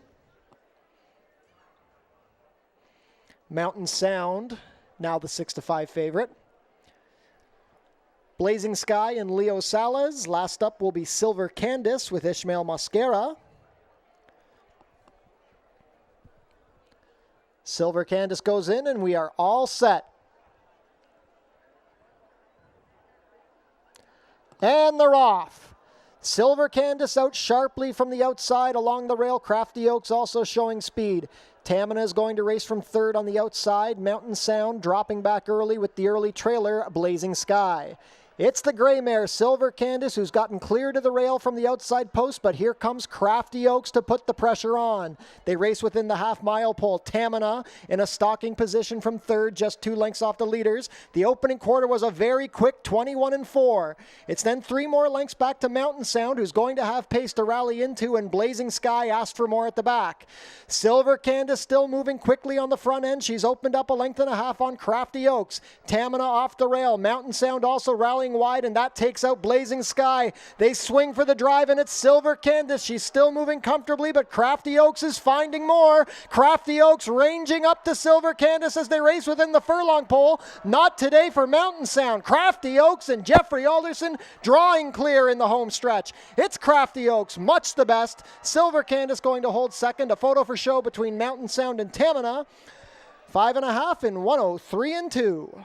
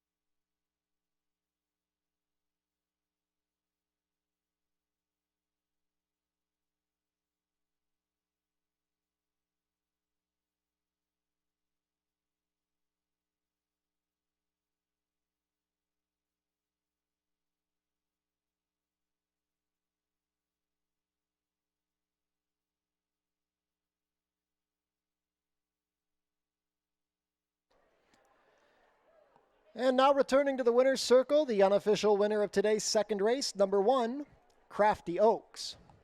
Crafty Oaks is a 4-year-old bay filly by the Big Beast out of the Alca's Crafty Girl, bred in Florida by Angel and Penny Lopez. Ridden to victory today by Jeffrey Alderson, Crafty Oaks is trained by Tony Alderson for Glenn Alderson. Claimed last year at Woodbine, Crafty Oaks a much the best winner in her Fort Erie debut, her 5th lifetime win in 14 starts. She completes the 5 1/2 furlongs in a time of 1:03 and 2. Congratulations to the connections of Crafty Oaks. Hold all tickets until race 2 is made official.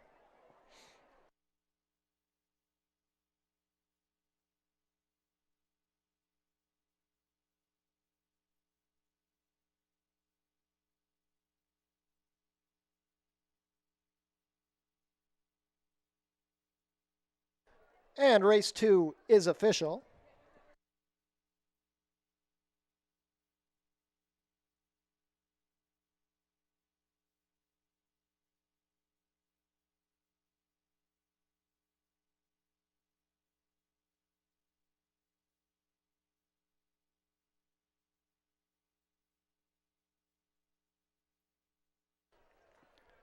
Prices are up. Crafty Oaks returns $480 to win, $330 and $220. Second, number 6, Silver Candace, $430 to place, $260.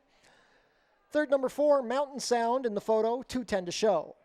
$2 exacta, $1.6, $17 even. The $1 try, $164, $17.80. $1 super, $1.642, $49.70.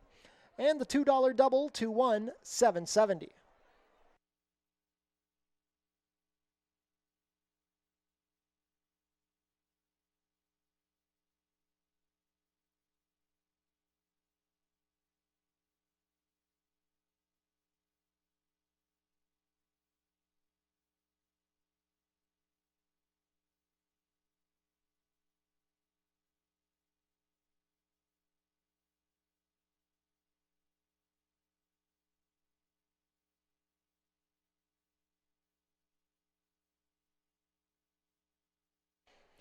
On screen now, the show photo from race 2.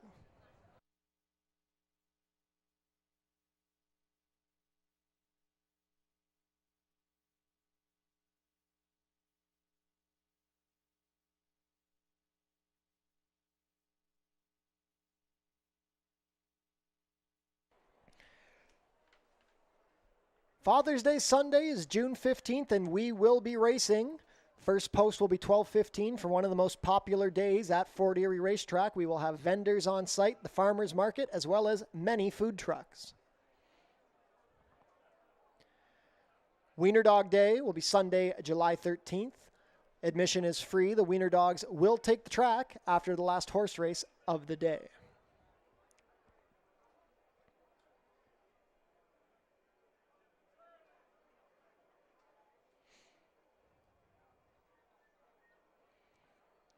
Race 3 is coming up in 17 minutes. There are no changes in the third.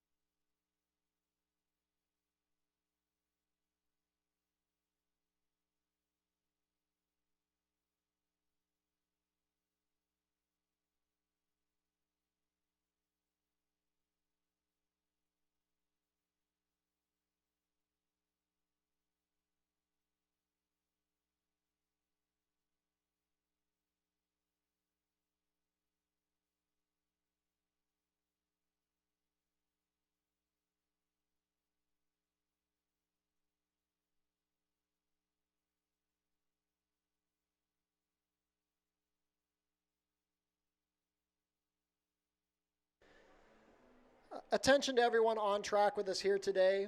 Could the owner of a Chevy Silverado, license plate CA18403, please move your vehicle? You are in a fire lane. Once again, that's the owner of a Chevy Silverado, license plate CA18403. Please move your vehicle. You are in a fire lane.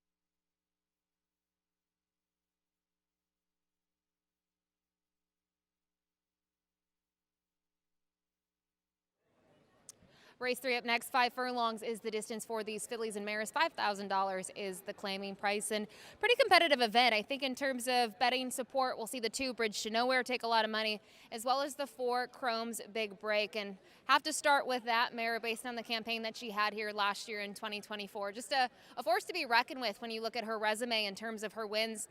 She raced 12 times. She had a long season, but she was able to win 4 of her 6 local starts here on the main track and was actually Claimer of the Year and Horse of the Year. It just takes a lot of talent to be able to do things like that, and just to look at the performances that she was able to kind of put together, very, very impressive. So she is, in my opinion, the horse to beat. She will team up with a new rider here, Melanie Pinto, I have a feeling will fit her very well, but she's going to be a short price. And I mentioned, it's always going to be the question here, can you run fresh off the layoff? But the workout tab suggests she should have no problem. And with that campaign that she had last year, she definitely deserved some time off. Others to look at, I mentioned the 2 Bridge to Nowhere is going to take a lot of respect. 5-year-old daughter, a Speightster, who's going to try the dirt for the first time. And from a pedigree perspective, she should be fine. You can see that bullet drill back on May 8th where she was 48 flat, a very speedy work, fastest of 38 workers at the distance. And curious to see what the tactics will be. She does not necessarily show a ton of early foot, but some of those races went pretty quick up at Woodbine, a horse that I think, if the pace flow is good, maybe can close from off of it. And her final 2 starts last year were quite strong, both second place finishes in those events. But again, dirt's a question mark, and so is her running style. And finally, a horse that I really respect here is the number 3, Natasha's Business. The connections have just done such a good job with her over the years. And you look at her resume last year, she was able to win 2 starts. She took them gate to wire, and we know she's quick, and I think looking at how the first 2 races panned out today, that's a good thing. I think another thing to note here, Alexis Sanchez has just gotten along with her really well. Some of these horses you see, they need a certain type of rider, and they're able to jive really well, and that's been the case. You can see Alexis has been the go-to rider for the last 2 seasons, and has resulted in plenty of trips to the winner's circle. So from a speed perspective, I think she's a must-use here and a horse to certainly watch throughout the season in these dirt sprints. But for me, top pick ends up being the 4, Chrome's Big Break, who will look to add to that resume that we saw last year. Very impressive.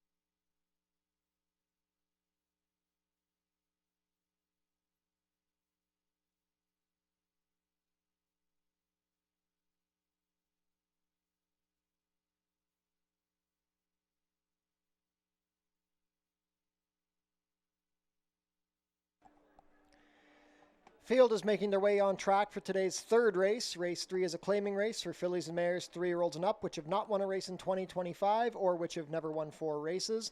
Going for a claiming price of $5,000 down to $4,750, traveling a distance of 5 furlongs, competing for a purse of $15,750. Race 3 offers win, play, show, exactor, 20-cent try, double, 20-cent super, and 20-cent pick 3 wagering.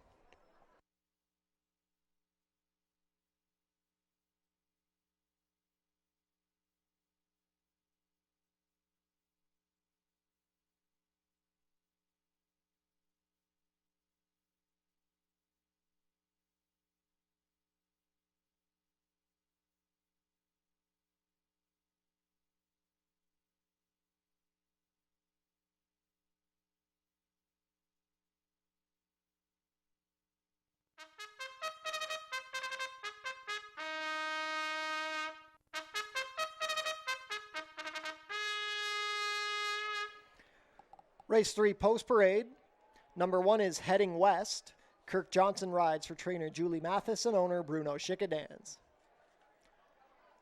Number 2 is Bridge to Nowhere. Ishmael Mascara has the call for trainer Joe Humber and owner Tessa Pissarro.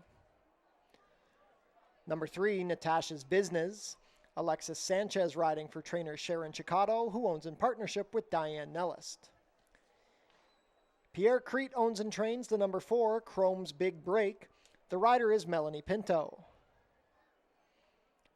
Number 5, Ash Carnelli. Austin Adams in the saddle for trainer Patrick Dixon and owner Colebrook Farms. Number 6 is Traverse. Jeffrey Alderson riding for trainer John Sims and owner Deborah Fletcher. John Sims owns and trains the number 7, Creative Performance. The rider is Pierre Mailhot. And completing the field, number 8 is Mimi's Holiday. Edgar Zenteno will ride for trainer Ken Smith and owner Radcliffe Racing Stable. Not too much time left to get your race 3 wagers in.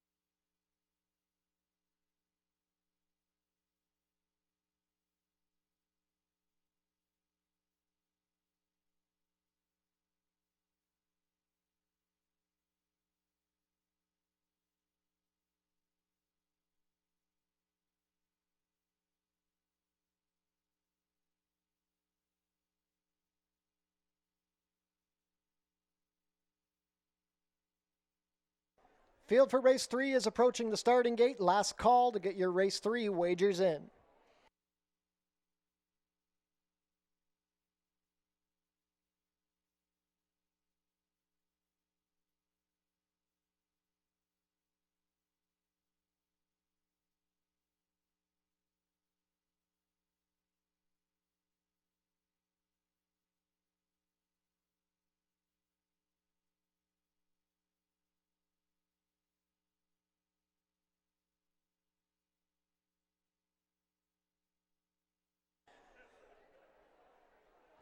Field for race 3 is behind the starting gate. It is now post time.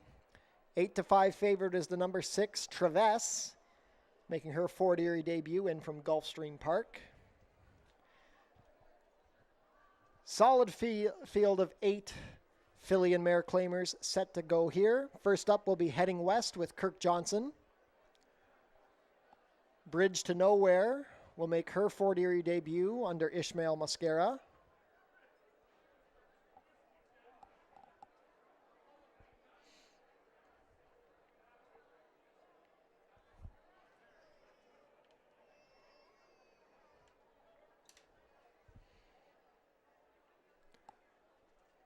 Bridge to Nowhere goes up.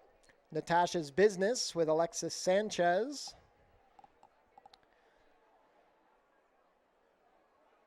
2024's Fort Erie Horse of the Year, Chrome's Big Break and Melanie Pinto.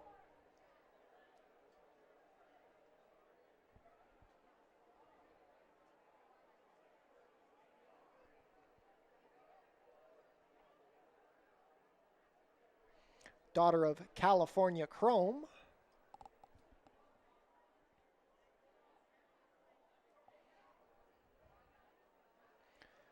Chrome's Big Break reluctant to load. Down to 6-5 on Traverse. As the gate crew continues to work on Chrome's Big Break.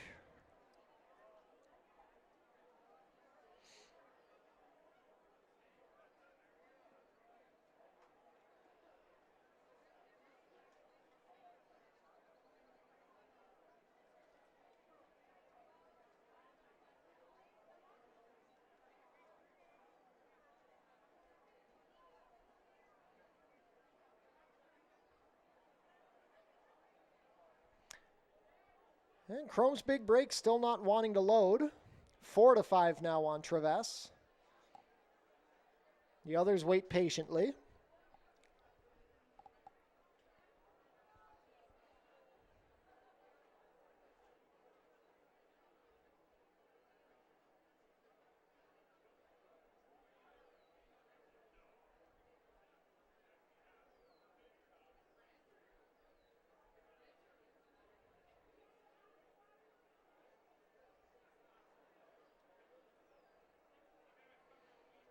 And Chrome's Big Break has gone in.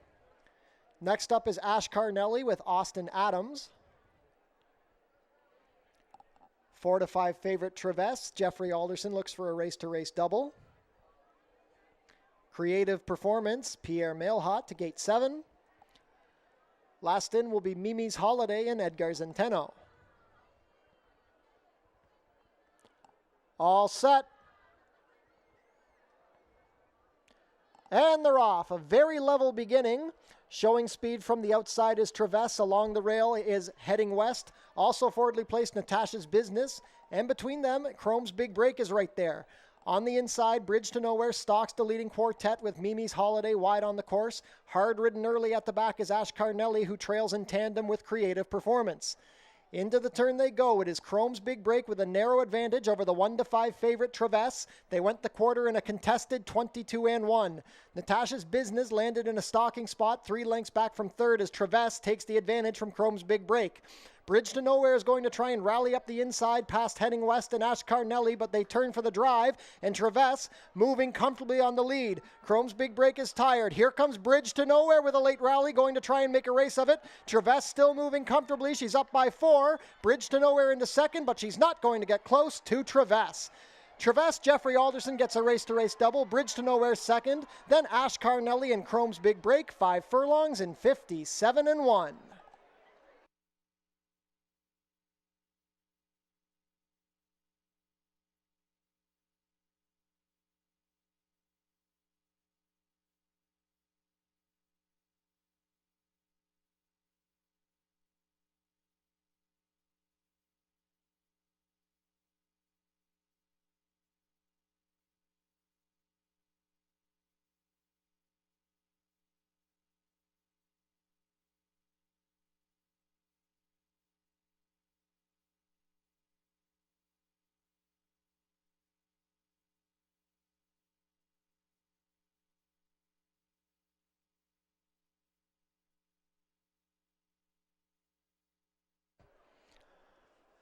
Unofficial in race 3, the winner is number 6, Traverse. Second is the 2, Bridge to Nowhere. Third, number 5, Ash Carnelli. And fourth, number 4, Chrome's Big Break. Unofficial race 3 order, 6-2-5-4.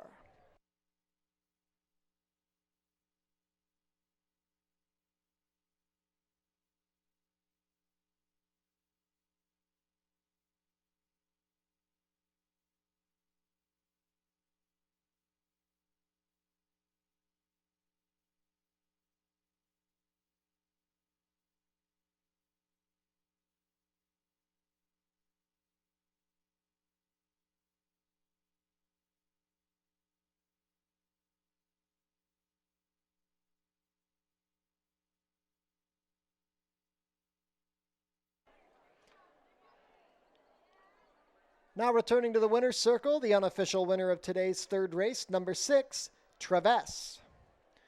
Traverse is an 8-year-old bay mare by Cantharos out of East Lake Classic, bred in Florida by Sherry Mansfield and Kenneth Davis. Jockey Jeffrey Alderson, the first rider to score a double on the card. Traverse is trained by John Sims for Deborah Fletcher. Traverse now 13 wins in her 67 start career. She takes her Fort Erie debut in impressive fashion at 1-5, completing the 5 furlongs in a time of 57-1. Congratulations to the connections of Traverse. Hold all tickets until race 3 is made official.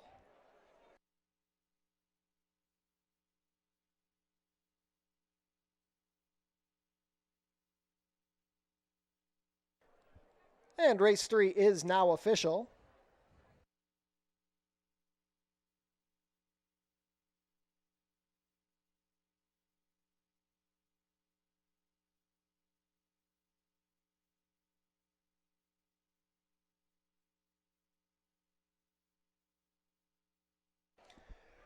Prices are up. Traverse returns $240 to win, $210, $210. Second, number 2, Bridge to Nowhere, $410 to place, $310. Third, number 5, Ash Carnelli, $3 to show.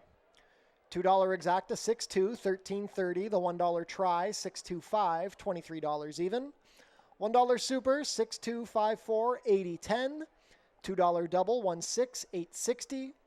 And the $1 pick 3 returns a flat $10.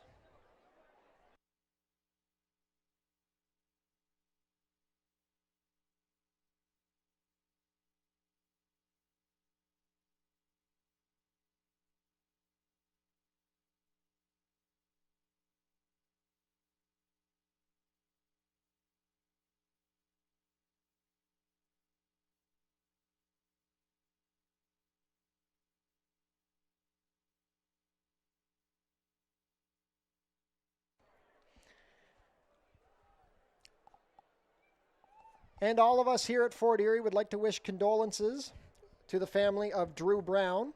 Drew Brown was the longtime starter here at Fort Erie Racetrack. He passed away in the off-season.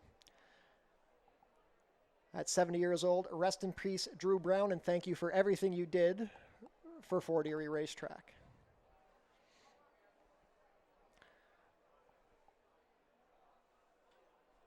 Another longtime staff member of Fort Erie Racetrack, rest in peace to Richard Simmons, who was our colors man in the jocks room.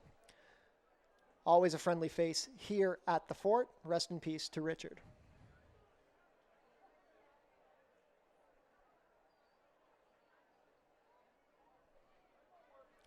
Race 4 is the co-featured Sprint into Summer Cup, going for a purse of $30,000. We have an overweight on the number 3, Sweeping Red. The rider will be 2 pounds over at 122. Race 4 kicks off the late pick 5 wager on today's card. There are 20 minutes to post.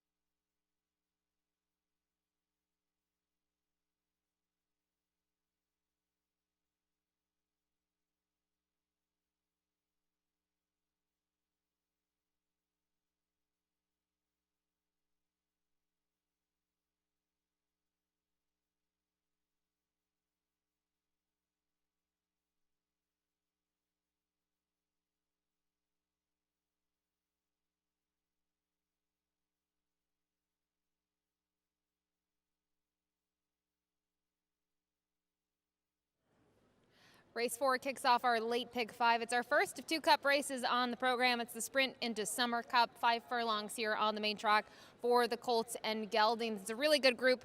It's a little bit of a tough race too. You have some first-time starters in here. You really don't know what you're going to get, but with this $30,000 purse on the line, nice little race here for the local horsemen and horsewomen. And we'll kick things off here with the 6 People Are People, who arguably is the horse to beat. This one first off the claim for Tony Aldamo and for Icon Racing, who we're coming here with firepower. Several horses entered throughout this program today and just came up a tad short last time out. You can see was defeated by a nose, was rallying from a mid-pack trip, and kind of looking at that level, $15,000 maiden claimers up at Woodbine and coming here. This should be the right spot for this one. They're able to kind of regather some of that claim money that they had to spend on this one if they were to win here. But a consistent type. You go down the page, I think we'll see a trip pretty close to the pace, maybe 2 lengths off of it early on, and we'll try to rally from off of it. And you can see Juan Crawford gets the mount, had some success up at Woodbine for these connections just a few weeks ago. And then from here, I mentioned you have some first-time starters, and depends how you want to view these two. I will say, get a good look at the number 3, Sweeping Red. This is a really big horse, so I think when you just look at it, this one from a physicality standpoint, 5 Ace is not going to be his end game. A horse that arguably does want to go further. Probably a mile and a 16th would be in his wheelhouse, or at least 6.5. He's just such a big 3-year-old. You can kind of look at him too. He's still growing. He's going to get a lot taller than he already is, and the barn does well with their runners here season after season. You can see the workout tabs. The interesting thing to note, May 19th, you see the gate drill, 48-4 breezing, the 5th fastest of 21. You see that time does match the same one as video evidence. So a lot points to these two actually working with each other as company out of the gate. But I do go to the 3, Sweeping Red, the signature red. Horses do very well on the dirt as my runner-up pick in here. And then I also use the 1 video evidence.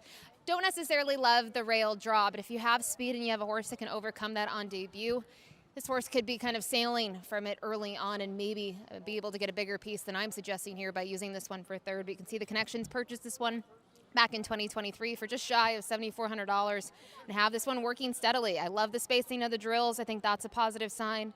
And you get Kirk Johnson as well, which is not a bad thing. Has a lot of success here for Julie Mathis. So very curious to see how the 2 first-time starters will fare.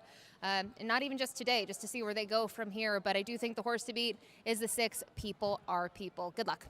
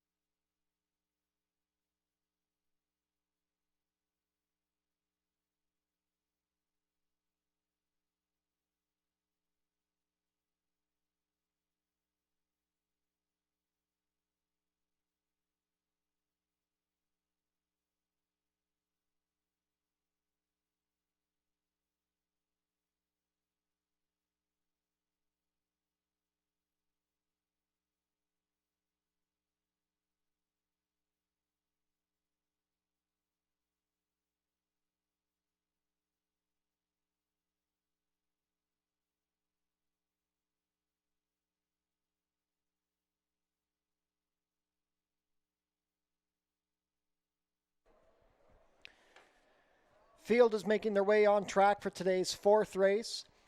Race 4 is the $30,000 guaranteed Sprint into Summer Cup, our co-feature on the opening day card. This is a maiden stake for colts and geldings, 3-year-olds and up, which have been based here at Fort Erie in 2025. We are going a distance of 5 furlongs. Race 4 offers Win Play Show, Exactor, 20-cent try, Double, 20-cent super, 20-cent pick 3, and 20-cent late pick 5 wagering.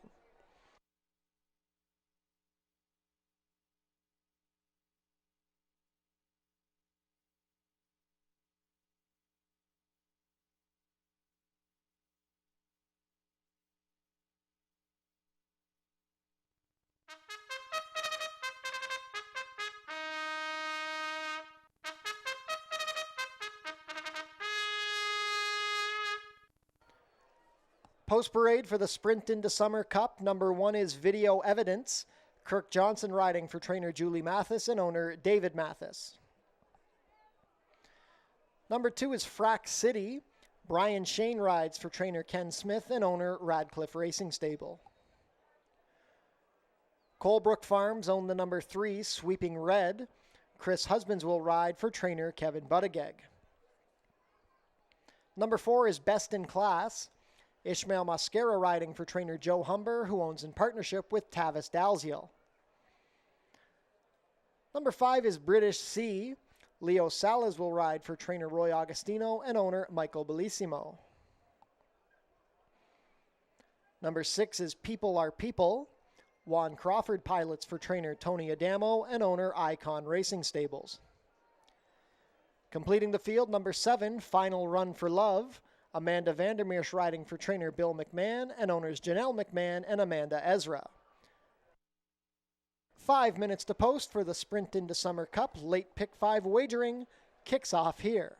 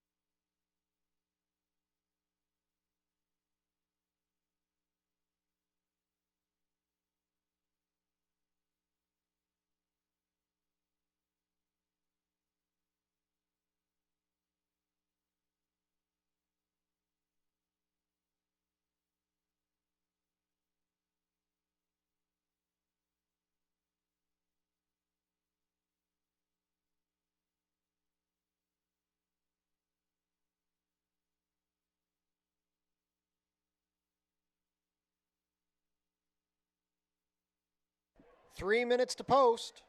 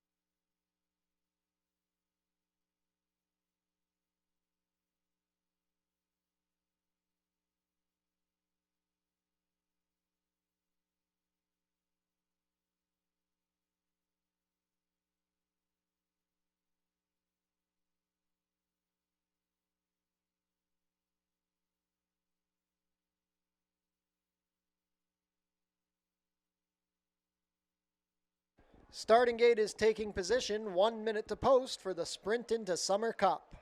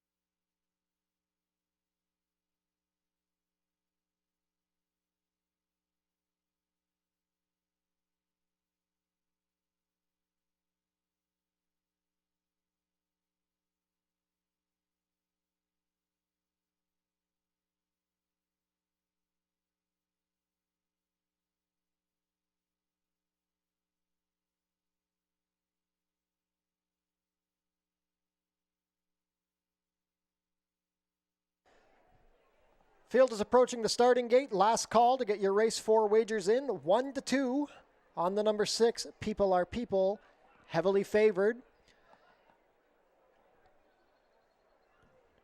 Just a reminder, this race kicks off the late pick 5 on the opening day card.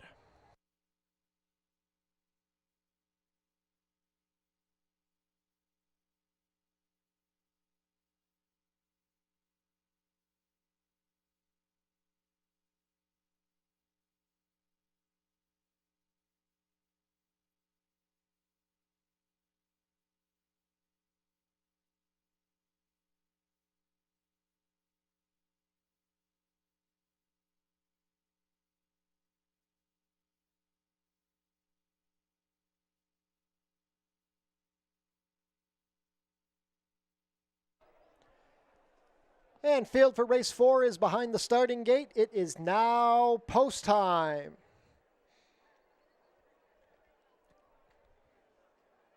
Field of 7, maiden colts and geldings for the Sprint into Summer Cup. First in will be first-time starter, Video Evidence, and Kirk Johnson.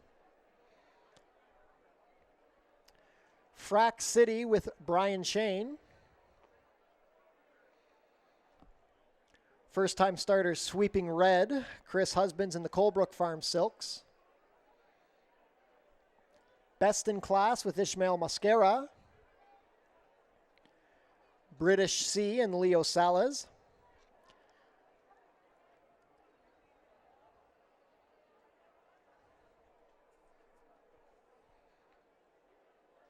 British Sea comes up. Heavy favorite, People Are People and Juan Crawford.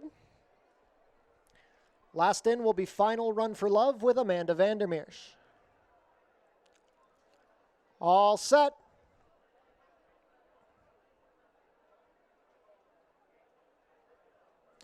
And they're off in the Sprint into Summer Cup. People Are People ask for speed from the outside, but along the rail, Video Evidence is shooting to the front. People Are People is going to be second in the early stages. Racing as a pair, that's Frack City and Best in Class. Then we have Sweeping Red, between horses British Sea, and the early trailer, wide on the course's Final Run for Love.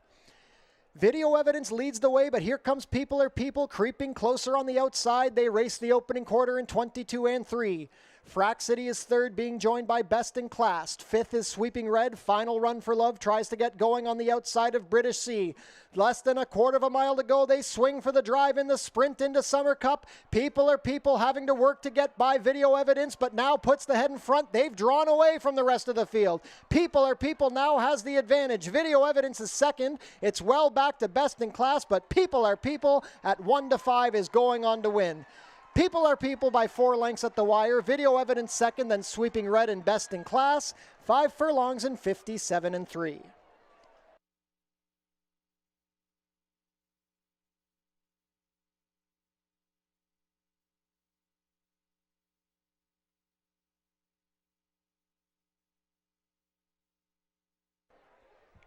Unofficial in race 4, the winner is number 6, People Are People. Second, number 1, Video Evidence. Third, number 3, Sweeping Red. And fourth, number 4, Best in Class. Unofficial race 4 order, 6-1-3-4.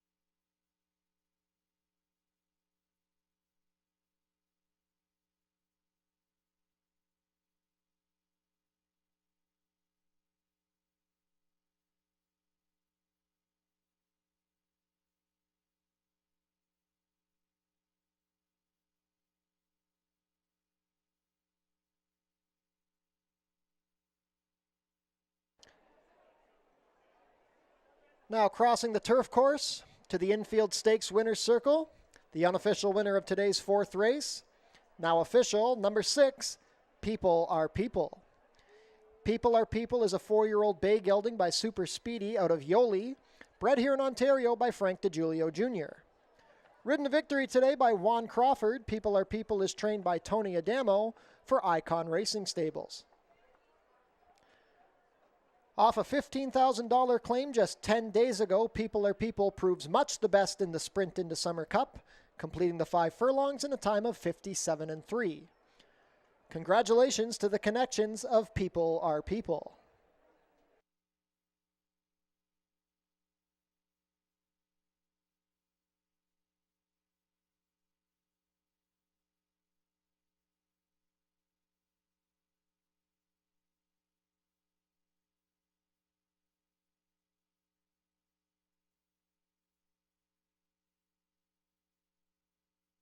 Prices are up. People are people. Returns 240 to win, 210 and 210. Second number 1, Video Evidence, 430 to place, 270. Third number 3, Sweeping Red, 250 to show. $2 exacta 6-1, 770. The $1 try, 613, 970. $1 super, 6134, 4460. $2 double, a pair of sixes, returns 320, and the $1 pick 3, 535.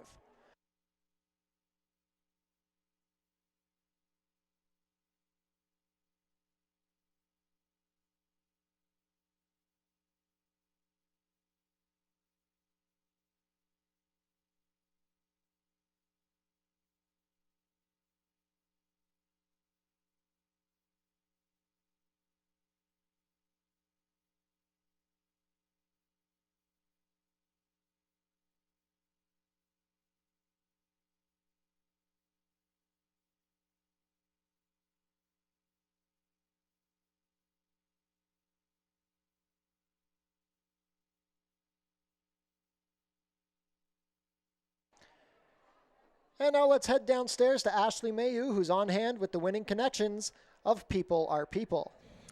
Thanks, Doug. The Sprint into Summer Cup here goes to People Are People, owned by Icon Racing, trained by Tony Adamo and ridden by Juan Crawford. And Juan, I know you got him out in the next, but I want to talk to you a little bit about this horse and your tactics today. Showed a lot of speed out of the gate. Yeah, well, originally I got on him the other morning and he's still gawking, looking all around, really green, new to the place. So I know there's 1-2 speeds, but I have a little edge, so I was like, I gotta go. You know, if he broke, I couldn't get him covered down, nothing. I just had to go and give him every chance, stay with the other horse as long as possible, and he just naturally cruised away. But down the lane is like, it's a steering job from there, you know. But he did everything I would expect down the lane. Still green, but he'll learn. These silks, you've worn them today, but you've worn them north of the border. You've already made some trips into the winner's circle for Icon. How is this partnership going so far? I have to think it's been pretty fun. Yes, it's been pretty fun because so far I haven't lost a race with them as yet. Everything I sat on was a winner, and I don't intend to be hoping, don't need to lose and break my motion. And also a great appreciation to the Icon stable and Adamo, greatly appreciated. Awesome. Well, congrats. We'll let you go run and change out silks here for the upcoming race. But Tony, a lot of fun to get this one ready to roll first off the claim. But you had to claim for 15 and 0 for 10 maiden. Some people would shy away from that, but not you. Yeah, I thought the horse would be fine here. I believe his full sister, John Sims, has. And she's probably the best mare on the grounds here. So if this didn't work out today, it wasn't the worst thing in the world. I would like to thank Icon. They just do whatever. They're into the game. They love the business. They love Fort Erie Racetrack, and congrats to them. And I thought Juan gave a great ride too. I wanted to ask you a little bit about that. Last year, started picking up some horses here and there for them, but it's obviously grown. You've done some shopping in the States now, and what's the plan for Icon as the 2025 season progresses? We're just going to grow little by little. That was Dave's plan. He's like, I'm not jumping in 2 feet with any. And he runs several businesses, successful in every business, and he's got a model that he follows it. And we just, just try to go like little pieces at a time, not go 2 feet. And I told him, if you go heavy in this game, you won't be in it too long. So I do want to say that this horse was in great shape by previous connections. That Bob Tiller had this horse. It was just a matter of breezing him and wheeling him back into this spot. Fortunately for us, he got beat in his last race. If he probably should have won the race, and that's horse racing though. But I did want to give a shout out because the horse was in great shape. All right, well, this isn't over for you today. Good luck with your other horses. Thanks a lot. Thank you.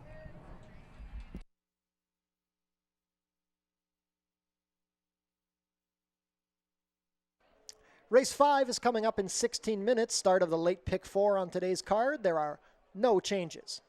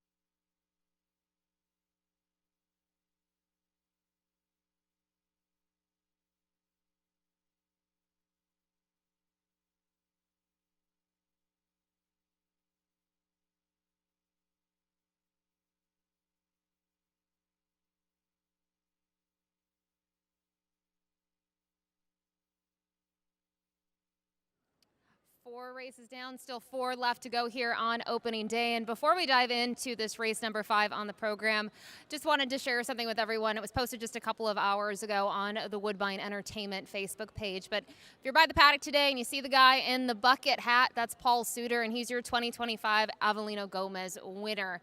Very prestigious award that has been awarded to him for his accomplishments during his racing career. He had 982 winners. If you go all the way back to 1982, he was able to take the Queen's Plate. So if you see Paul Suter around, congratulate him on his big award. But diving right now into the final 4 races on the card.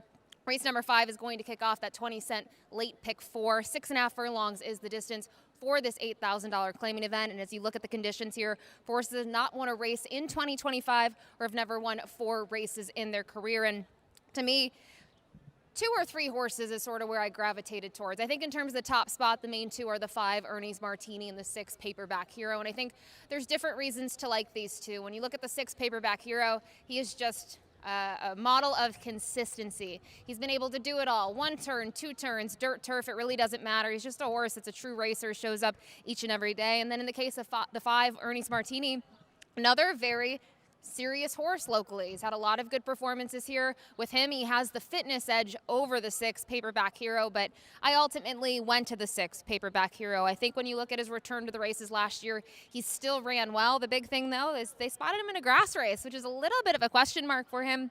He still ran to what I think is a credible 3rd when you look at who finished in front of him, and he tried to rally from off of it. We'll see if he's ready to roll off the layoff. I think the big selling point for me is you look at his works. Okay, they're kind of pokey in the morning. You go back to the one 7 days ago, 48-1, the fastest of 35 workers at the distance. So I think that's a good sign. You see Omar Moreno into town to ride this one. Now, I mentioned the 5 Ernie's Martini.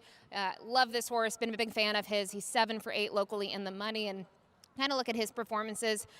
You have to draw a line through the race in March at Mahoney Valley, just in terms of what happened. Very scary situation, but he walked off just fine. We saw him a couple of weeks later, and he sort of chased the pace and faltered. And I don't want to kind of take anything away from that effort. I think more recently they tried him once at Woodbine.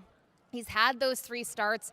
I expect him to just really take a huge step forward here, getting back onto the dirt. This is his surface. Look at his past performances. Synthetic, draw a line through it. He just doesn't like the surface. He's not a horse for that at all. He's certainly a dirt horse through and through. You see Chris Husband's booked to ride, a rider that's done very well for Kevin Buttigieg. And finally from here, the 4 Kitty Holiday. Do not sleep on this gelding by any means. He's got a good local record here. When you look at his wins, he's been able to do it on the front end in one of them. And that's the most recent win that you see, where he's able to take them gate to wire. I know it was a sloppy track. It was going today's distance at 6.5, but he's a horse that I think if you don't fight him and you let him do his thing, if that happens to be close to the pace, he could be very dangerous in here.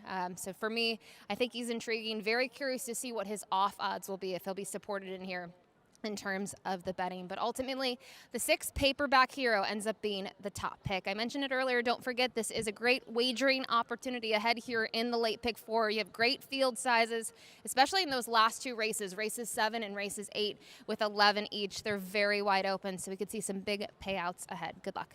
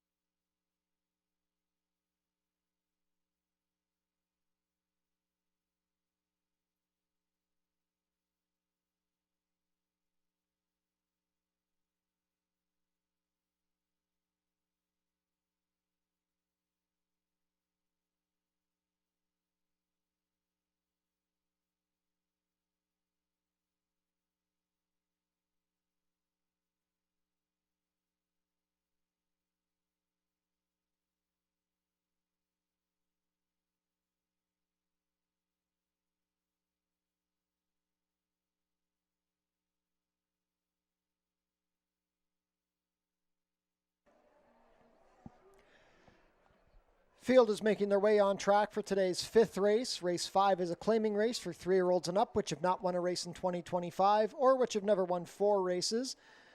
Going for a claiming price of $8,000 down to $7,000. Traveling a distance of 6 1/2 furlongs, competing for a purse of $22,200.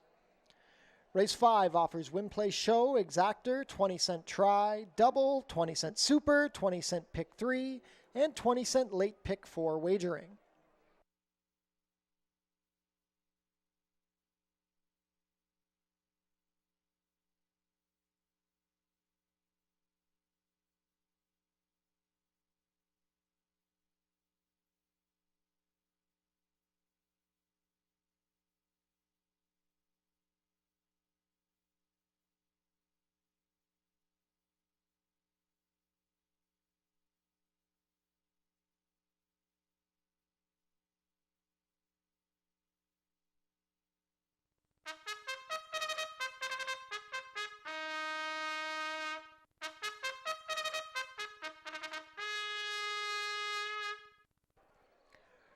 Race 5 post parade number 1 is Cupid's Claws.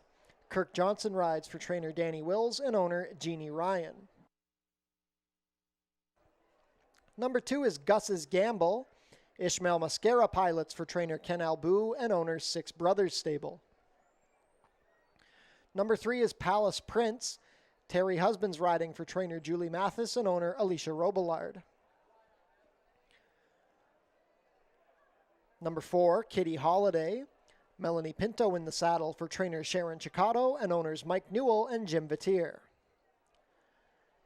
Kevin Buttigieg owns and trains the number 5, Ernie's Martini. The rider is Chris Husbands. Number 6, Paperback Hero. Omar Marino riding for trainer Roy Augustino and owner Reggie Johnston.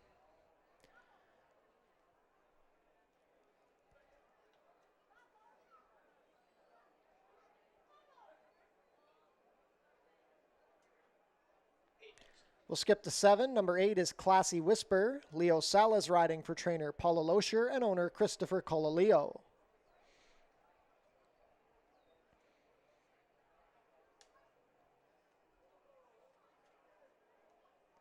And on screen now, number 7 is Wilberforce. Juan Crawford rides for trainer Sharon Chicato, who owns in partnership with Vino Bahari. Late pick 4 wagering kicks off here in the 5th.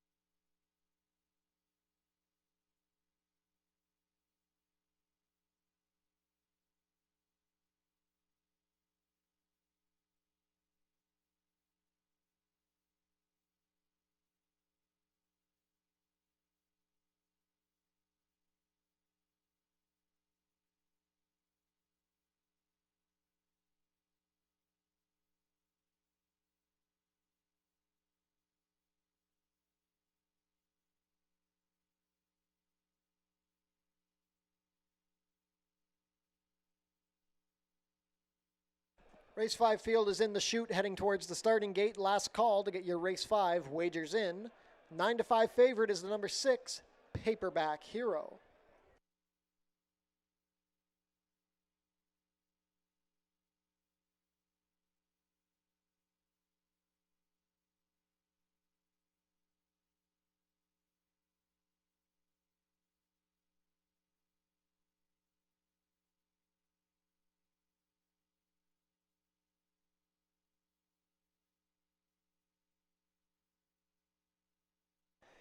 Field for race 5, heading behind the starting gate. It is now post time. Still 9-5 on the number 6, Paperback Hero. 3-1 co-second choices are the 5, Ernie's Martini, and number 7, Wilberforce. Late pick 4 wager kicks off here. First up is the 10-year-old Cupid's Claws with Kirk Johnson. Gus's Gamble and Ishmael Mascara to gate 2.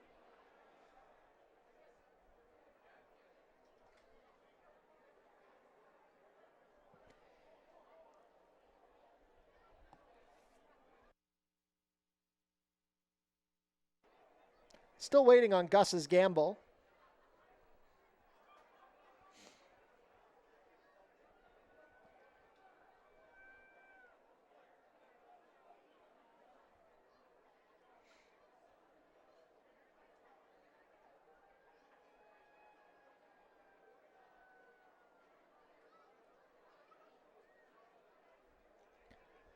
Gus's Gamble still proving difficult to load.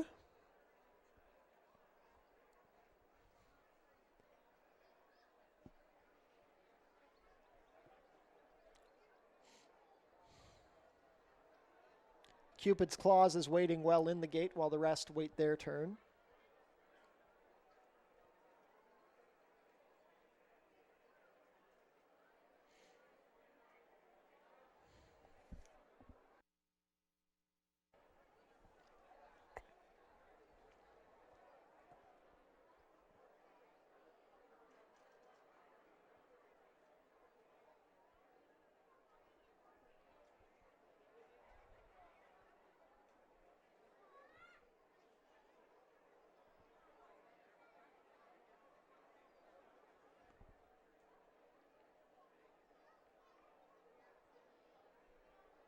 And now Gus's Gamble has gone up. Gate 3 is Palace Prince and Terry Husbands. Kitty Holiday and Melanie Pinto. Ernie's Martini with Chris Husbands to gate 5. Paperback Hero and Omar Marino at 9-5. Wilberforce with Juan Crawford on the heels of a win in the Sprint into Summer Cup. Last up will be Classy Whisper and Leo Salas. All set. And they're off. Very level beginning. Wilberforce showing plenty of speed from the outside. Gus's Gamble looking for position on the inside with Paperback Hero between horses Ernie's Martini. Classy Whisper dropping back with Palace Prince to his inside. Then we have Kitty Holiday, and the early trailer is going to be Cupid's Claws. Wilberforce with an early rush has cleared to the inside. He's a length better than Paperback Hero. Gus's Gamble is stalking from the inside, racing as a pair with a headstrong Ernie Martini. They went the opening quarter in 22-3, and now Gus's Gamble is trying to make a bid up the inside, but had to take back.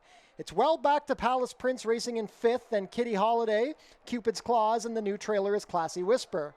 Paperback Hero ranging up comfortably to take the lead from Wilberforce. They've opened up 3 lengths on Ernie's Martini. The half was a very quick 44-4. Gus's Gamble trying to respond. Palace Prince is wangling wide, but here's Paperback Hero. He's opened up 3 at the head of the lane. Ernie's Martini coming into second with Wilberforce. There's an 1/8 of a mile to go. It's Paperback Hero. Did he do too much too early? Ernie's Martini is coming from the back. Here's Kitty Holiday. Paperback Hero looking for the wire. Kitty Holiday rallied from the back under Melanie Pinto. Wins a length over Ernie's Martini. Then Paperback Hero and Palace Prince. 6.5 in 1:16-1.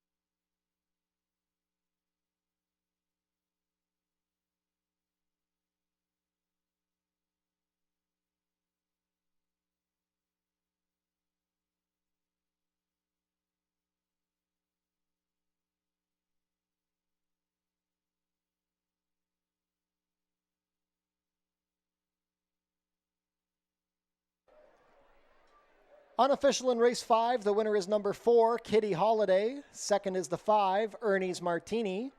Third, number 6, Paperback Hero. And fourth, number 3, Palace Prince. Unofficial race 5 order, 4, 5, 6, 3.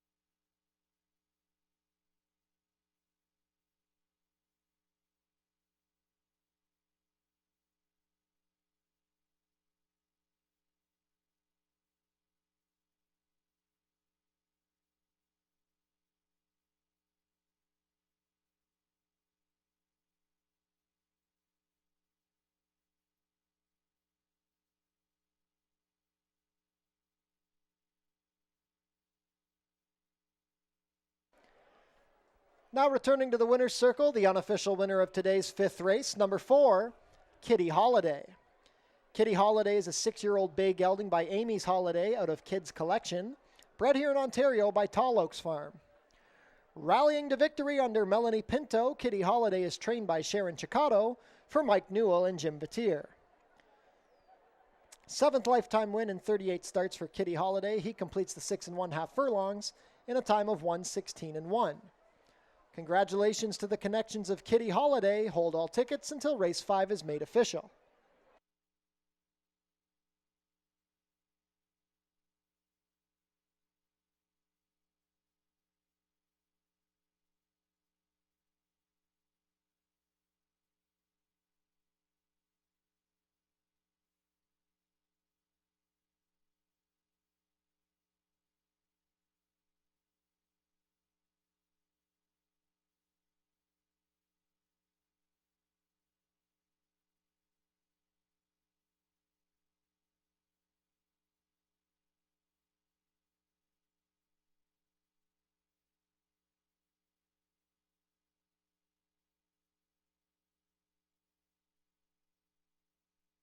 Race 5 is now official.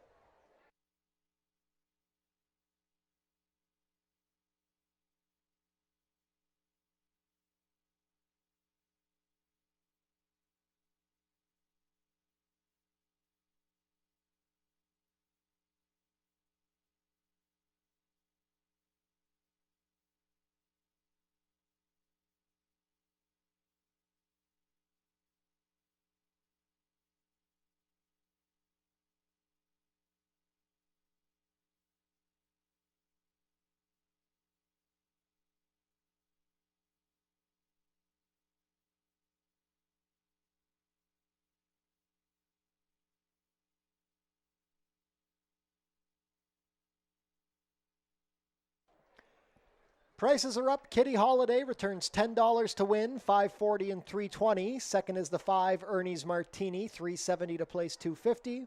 Third, number 6, Paperback Hero, $2.50 to show. $2 exacta, $4.5, $32.70. The $1 try, $4.56, $34.10. $1 super, $4.563, $137.25. $2 double, $6.4, $18.20. $1 pick 3, $12.25. $1 early pick 4 returned $37.55, and the $1 early pick 5, $93.95.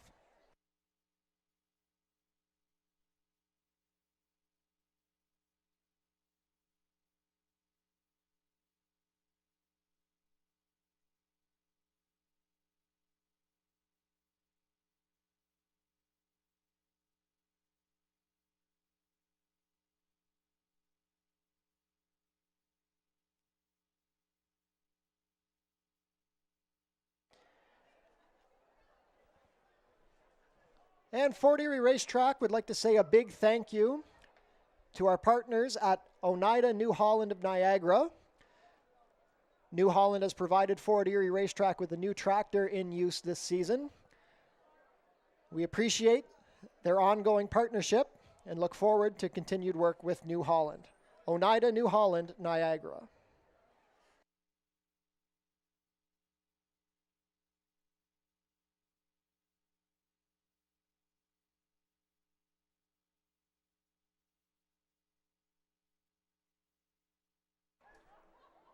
Race 6 is coming up in 18 minutes. We have an overweight on the number 2, Turf and Surf. The rider will be 3 pounds over at 125.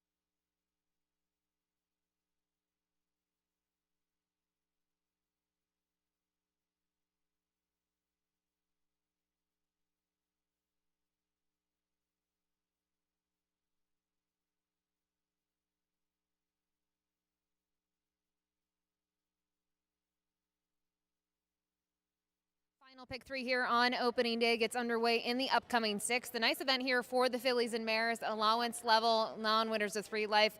They will contest this race at 5.5 furlongs on the main track. And looking at this group, we saw Icon Racing in the winner's circle for race number 4 with People Are People in the Sprint into Summer Cup. They have 2 chances in here with the 4 Crimson Knights and the 5 Legally Charitable. And the morning line, they're pretty close. Crimson Knight was 3-1, 7-2 on Legally Charitable. And I prefer the 5 over the 4. I think when you look at the 4-year-old filly, Legally Charitable, what she's been able to do. We saw her race 17 days ago up at Woodbine, and I thought it was a well-meant third. It was a compact field of just 5 runners, but it does flatter her that the runner-up has already come back to win next time out, and I think she's going to take a step forward getting back onto the dirt. Those races at Oaklawn Park, you might look at them and say, well, they're 12-5 claiming events. It doesn't matter. The fields and the purses are just so lucrative down at Oaklawn that you typically get big field sizes. And you can see she was a credible 4th, 3 starts back while facing 11 other opponents. And she had some trouble in there. If you watch the replay, I thought she got steadied a little bit. She didn't have the cleanest of trips and still was rolling.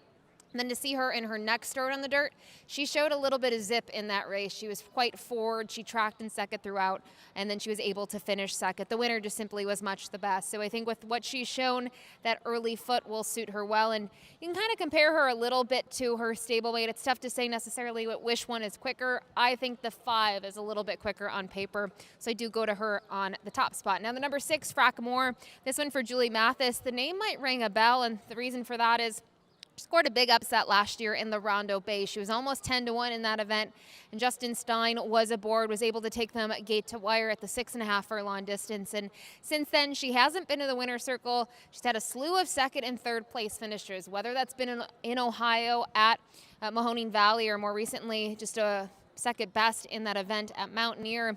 She's tried, and I wonder if she can take a step forward, getting back here to Fort Erie, a track that has been very good to her so far in terms of her dirt races. Her only off-the-board finish was in a muddy event. The track was muddy back on September 23rd, and she just wasn't as sharp from the gate. She had to chase throughout. So we'll see what we see from her. We'll see if she can be a little bit more forward than she's been as of late, because she's been trying to close from off of it. Pretty tough to do that last time out when the winner nearly won by 10 lengths. And finally, the other horse I mentioned that Icon Racing sends out is the number 4 Crimson Knights, a horse that they claimed earlier this month for $10,000 out of that starter optional claiming event up at Woodbine. And she tracked mid-pack early. She tried to get to the winner, but I think the winner in there, go look at the following race, was able to double up on that. I think she's a pretty salty mare, and I think she has a decent future sort of at those ranks. And I expect Crimson Knights to take a step forward, second off the freshening. She had a good season last year, and I wonder how she will translate to the dirt. Being by super speedy, the dirt shouldn't be a problem at all. But for me, top pick ends up being the 5 Legally Charitable that if you're out, see her in the walking ring, you can see they got the tack on her, and she certainly is on her toes. Good luck.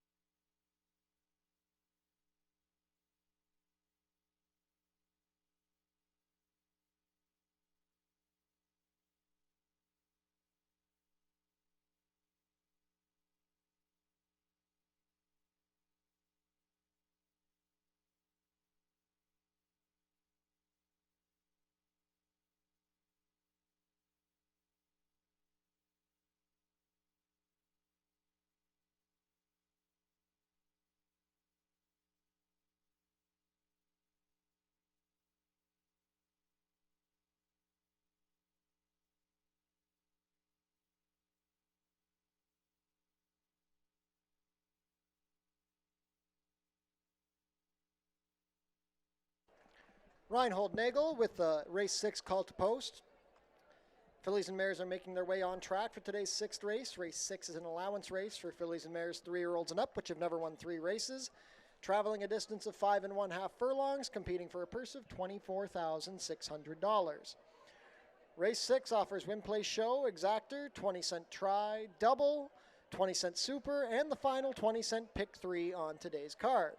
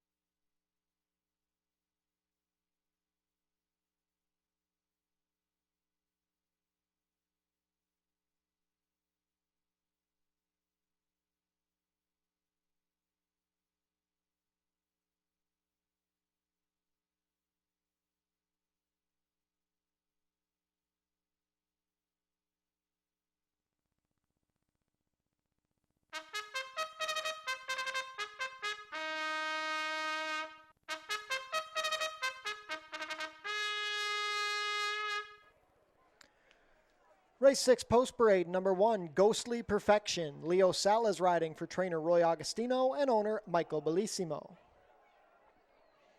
Number 2 is Turf and Surf. Mark Lee Buchanan riding for trainer Howard Keene and owner Ian Ricardo Brown.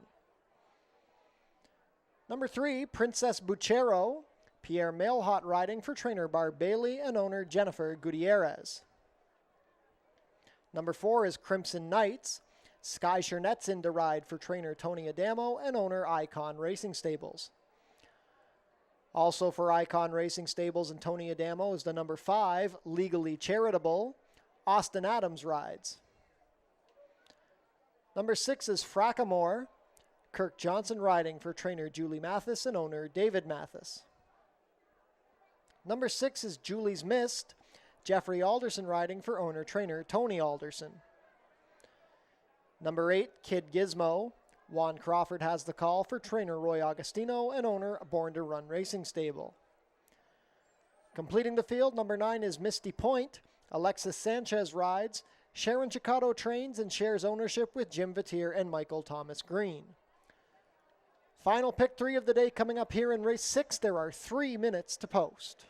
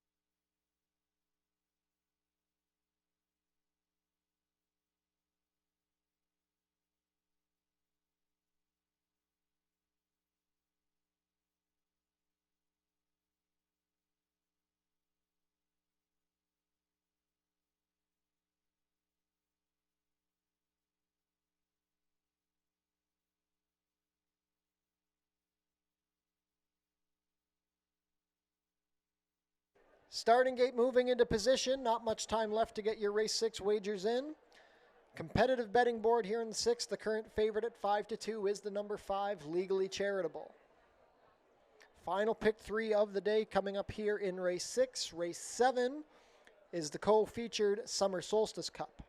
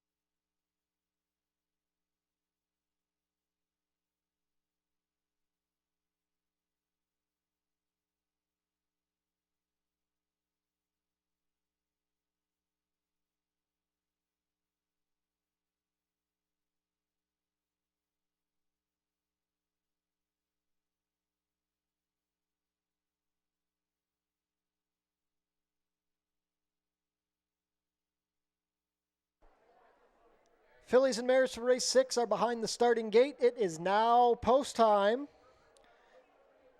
Field of 9 allowance runners set to go here. 3-1 on the number 5, Legally Charitable. Very wide open board here. The first to come up will be Ghostly Perfection with Leo Salas.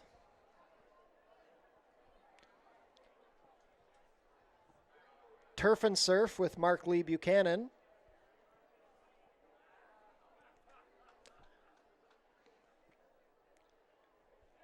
Princess Buchero, Pierre Mailhot. The first of the Icon Racing Stables runners, Crimson Knights with Sky Chernetz. Followed by stablemate Legally Charitable with Austin Adams.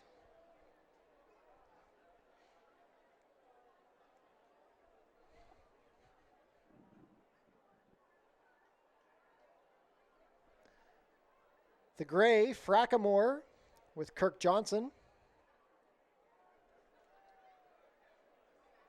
Julie's Mist and Jeffrey Alderson. Kid Gizmo, Juan Crawford. Last in will be Misty Point and Alexis Sanchez.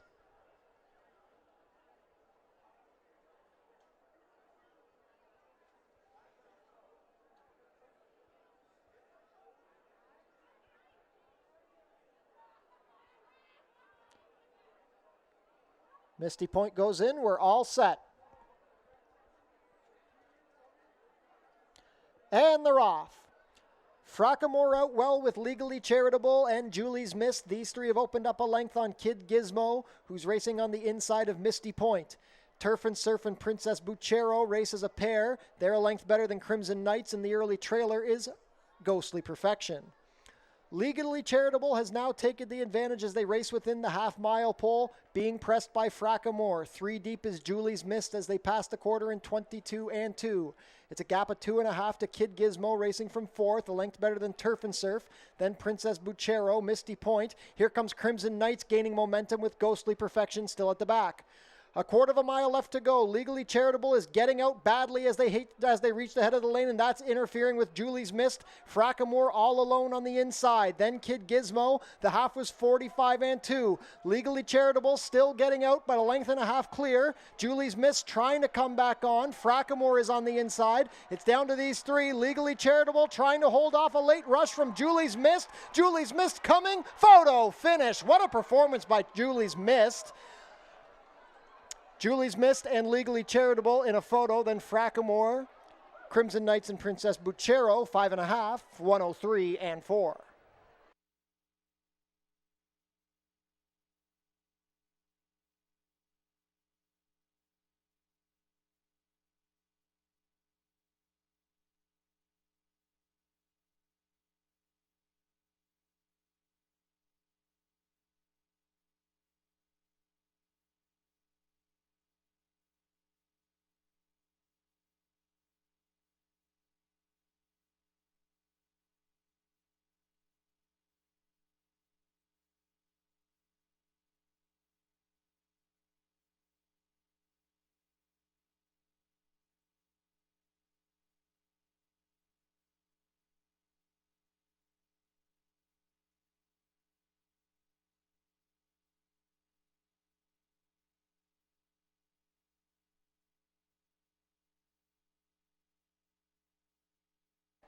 In the photo, it's the number 7, Julie's Mist, over the number 5, Legally Charitable. Third was the number 6, Frackamore. Fourth, number 4, Crimson Knights. Unofficial race 6 order is 7564.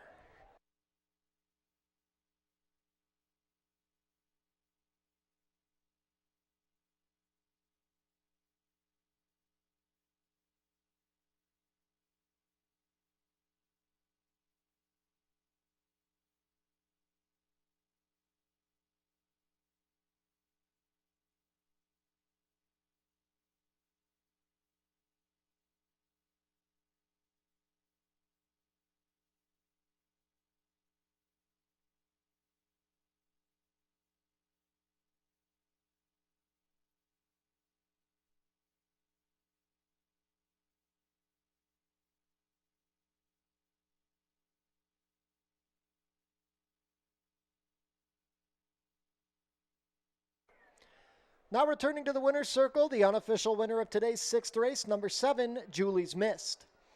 Julie's Mist is a 5-year-old bay mare by Shackelford out of Busy Listening, bred in Kentucky by E.H. Bow Lane III. That is a double for the rider-trainer combo of Jeffrey and Tony Alderson. Julie's Mist is owned by Tony Alderson. She makes her Fort Erie debut a winning one, earning her 3rd career win in 20 starts, completing the 5.5 furlongs in 103 and 4, and overcoming significant trouble in the process. Congratulations to the connections of Julie's Mist. Hold all tickets until race 6 is made official.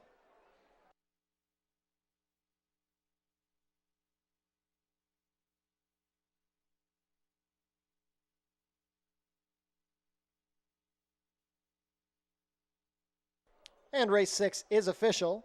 Prices are up. Julie's Mist, $11.70 to win, $5.80 and $3.20. Second, number 5, Legally Charitable, $3.10 to place, $2.30. Third, number 6, Frackamore, $2.60 to show. $2 exacta, $7.5, $33.80. The $1 try, $7.56, $47.25. $1 super, $7.5, $6.4, $152, 35 cents. $2 double, $4.7, $98.30. And the $1 pick 3, $80.05.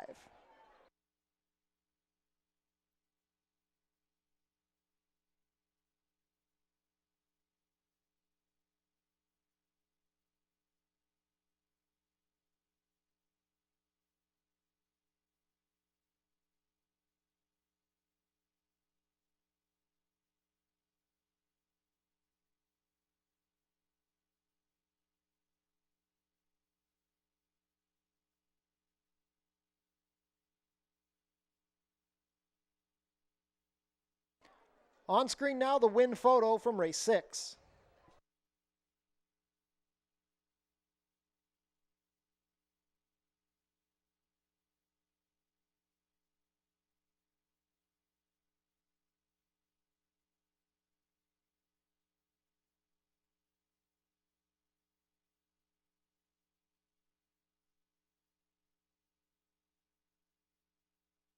And a reminder, if you're on track with us tonight, after the last race, we will have a free concert featuring the Figure 4.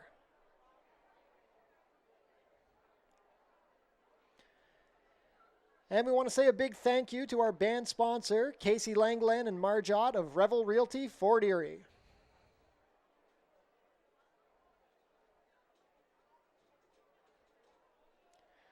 Race 7 is the $30,000 guaranteed Summer Solstice Cup. We have an overweight on the number 6, Speedy Lady, 2 pounds over at 122.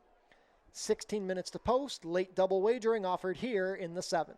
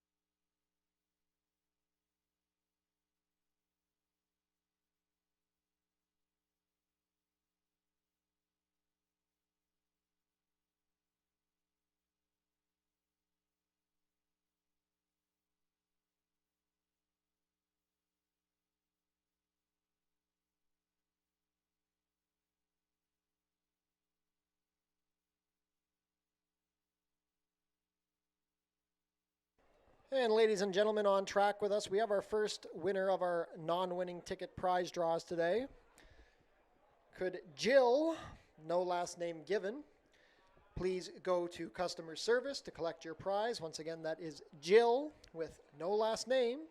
Please head to customer service. You are the winner of the non-winning ticket prize draw.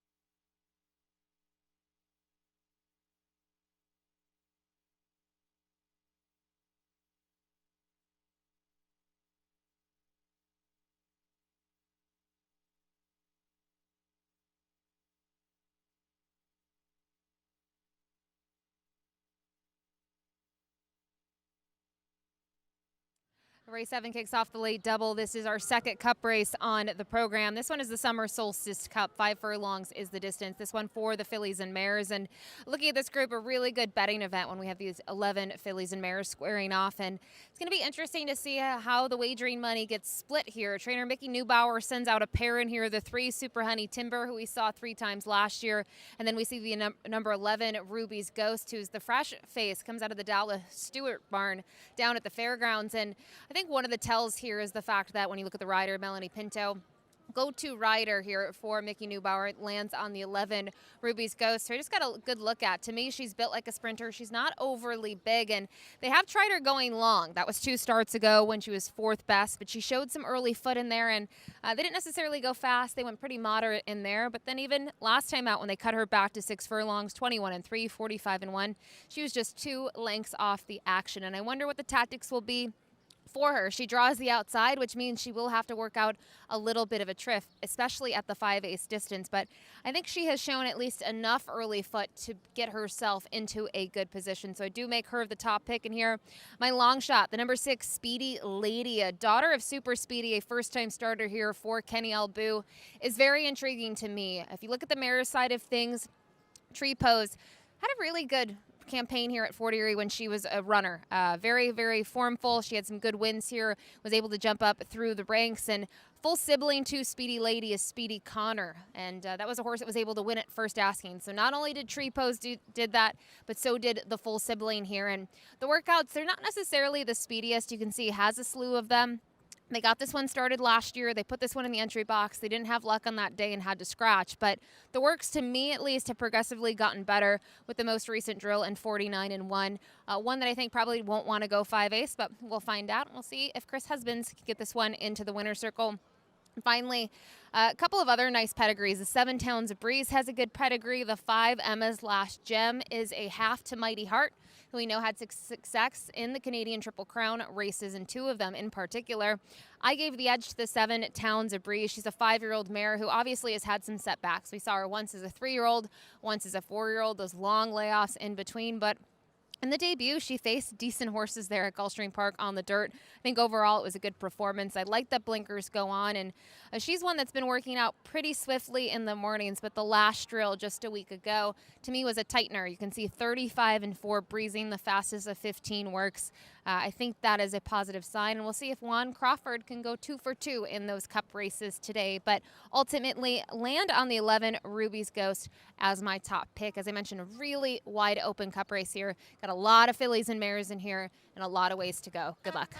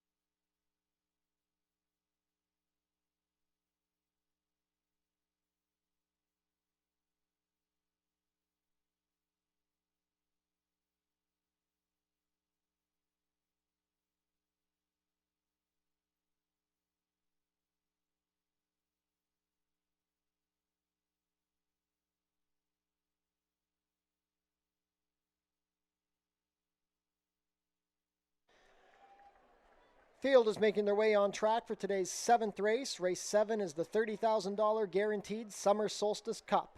This is a maiden stakes for fillies and mares 3-year-olds and up that have been based here at Fort Erie. We're traveling a distance of 5 furlongs. Race 7 offers win, place, show, exactor, 20-cent try, double, and 20-cent superfecta wagering.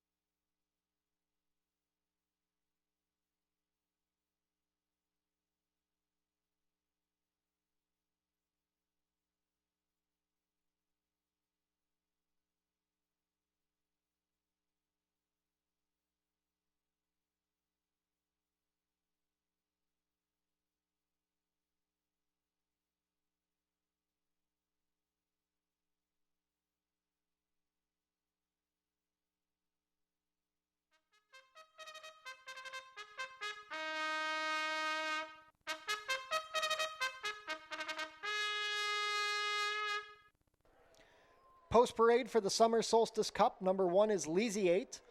Omar Marino rides for trainer George Newland and owner Dwayne Newsom. Number 2, Disgruntled Pelican. Ishmael Mascara riding for trainer Richard Davis, who owns with Catalano and Notso. Number 3 is Super Honey Timber. Kirk Johnson in the saddle for trainer Mickey Neubauer and owner Charles Fipke. Number 4, Faithful Gift. Alexis Sanchez pilots for trainer Sharon Chicado, who owns in partnership with Vino Bahari. Number 5 is Emma's Last Gem. Austin Adams riding for trainer Patrick County Jr., who owns in partnership with Lawrence Cords. Six Brothers Stable own the number 6 Speedy Lady. Chris Husbands rides for trainer Ken Albu. Number 7 is Towns a Breeze. Juan Crawford riding for trainer Roy Agostino and owner Hopefield Farm. Number 8 is No Layups. Edgar Zenteno riding for trainer Ken Smith and owner Radcliffe Racing Stable. Number 9 is Sassy Seattle. Deshaun Gaskin pilots for trainer Claudia Rabstein and owner John Grinsteins. Even Steven Stables own the number 10 Daisy Crest. Leo Salas pilots for trainer Roy Agostino. And completing the field, number 11, Ruby's Ghost. Melanie Pinto rides for trainer Mickey Neubauer and owner Charles Fipke. Race 7 is the Summer Solstice Cup co-feature on the opening day card. Late double wagering offered here.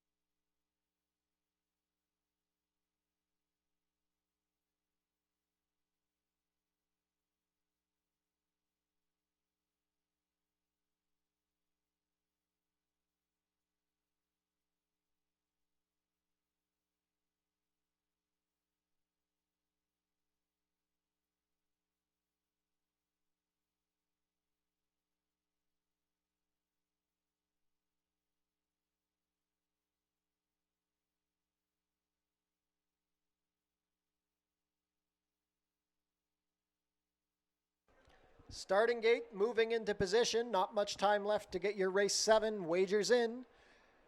Current favorite at 4-5 is the number 11, Ruby's Ghost. Field of 11 to head to post for the Summer Solstice Cup.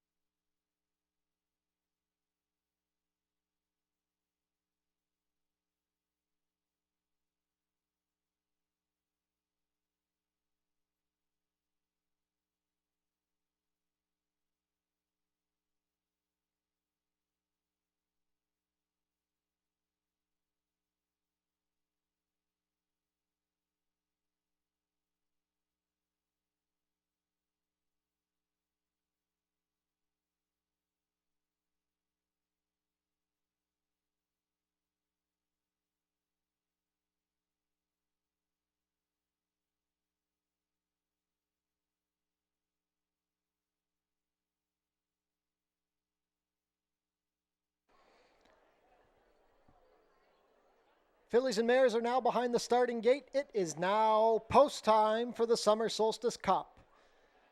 Field of 11 set to load, 4-5 still on the number 11, Ruby's Ghost. 6-1 action on the 7, Towns of Breeze. 7-1 on the number 3, Super Honey Timber. Late double wagering kicks off here. First up will be Leasiate with Omar Marino.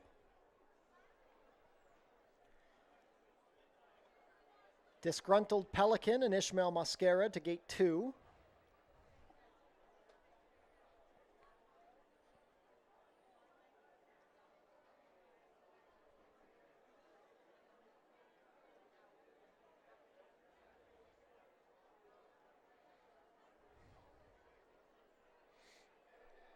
Disgruntled Pelican goes up.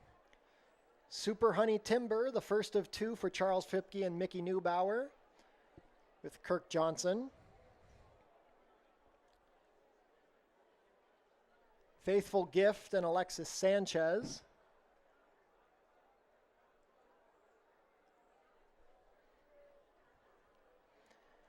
Emma's Last Gem with Austin Adams. Speedy Lady will load riderless Chris Husbands to get back aboard.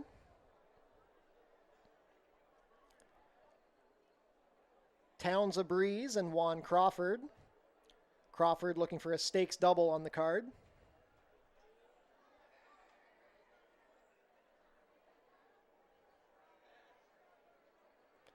Towns of Breeze goes up.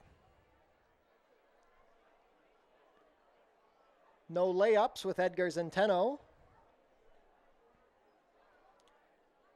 Sassy Seattle with Deshaun Gaskin. Daisy Crest, Leo Salas. Last up will be the favorite, Ruby's Ghost with Melanie Pinto.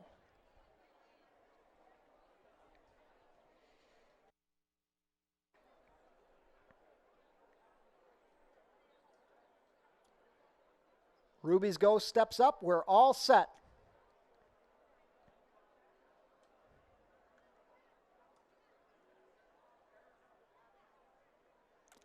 And they're off in the Summer Solstice Cup.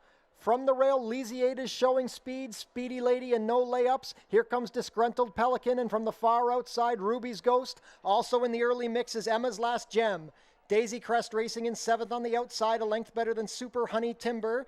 Wide on the course, Sassy in Seattle with Faithful Gift, and the trailer is Towns of Breeze.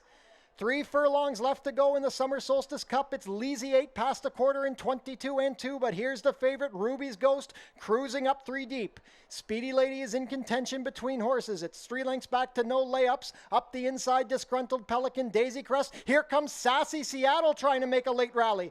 Leasiate has responded to the challenge of Ruby's Ghost, but Ruby's Ghost finds another gear. There's an 1/8 of a mile to go, and Ruby's Ghost has a short lead over a persistent Leasiate. It's well back to the rest. last. Ruby's Ghost at 3-5, kicking clear. Ruby's Ghost and Melanie Pinto win the Summer Solstice Cup a length.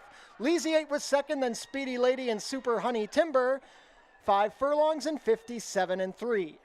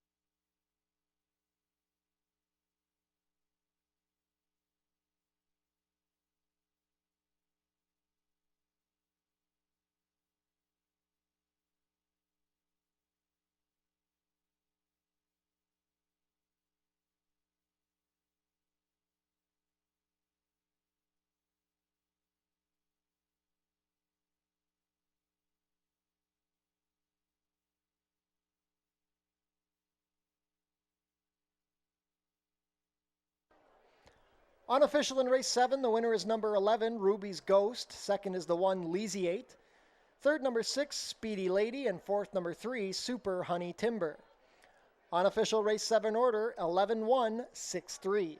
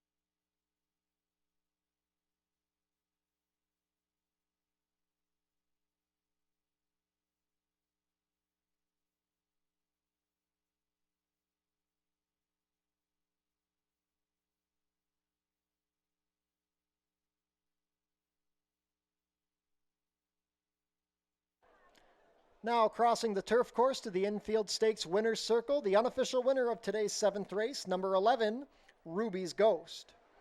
Ruby's Ghost is a 3-year-old bay filly by Ghost Sapper out of Tail for Ruby, a homebred in Kentucky for Charles Fipke. That's a riding double on the card for Melanie Pinto. Ruby's Ghost is trained by Mickey Neubauer. Showing speed from the outside and proving best late, Ruby's Ghost wins the Summer Solstice Cup, completing the 5 furlongs in a time of 57-3. Congratulations to the connections of Ruby's Ghost. Hold all tickets until race 7 is made official.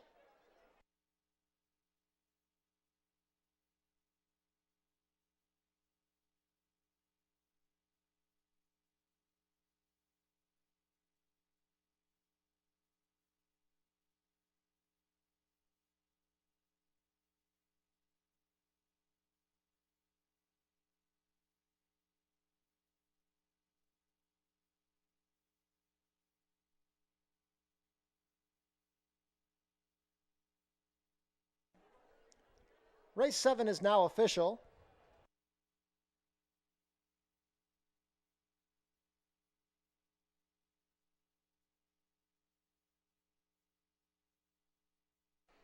Prices are up. Ruby's Ghost returns $330 to win, $230 and $210. Second, number 1, Leasiate, $710 to place, $490.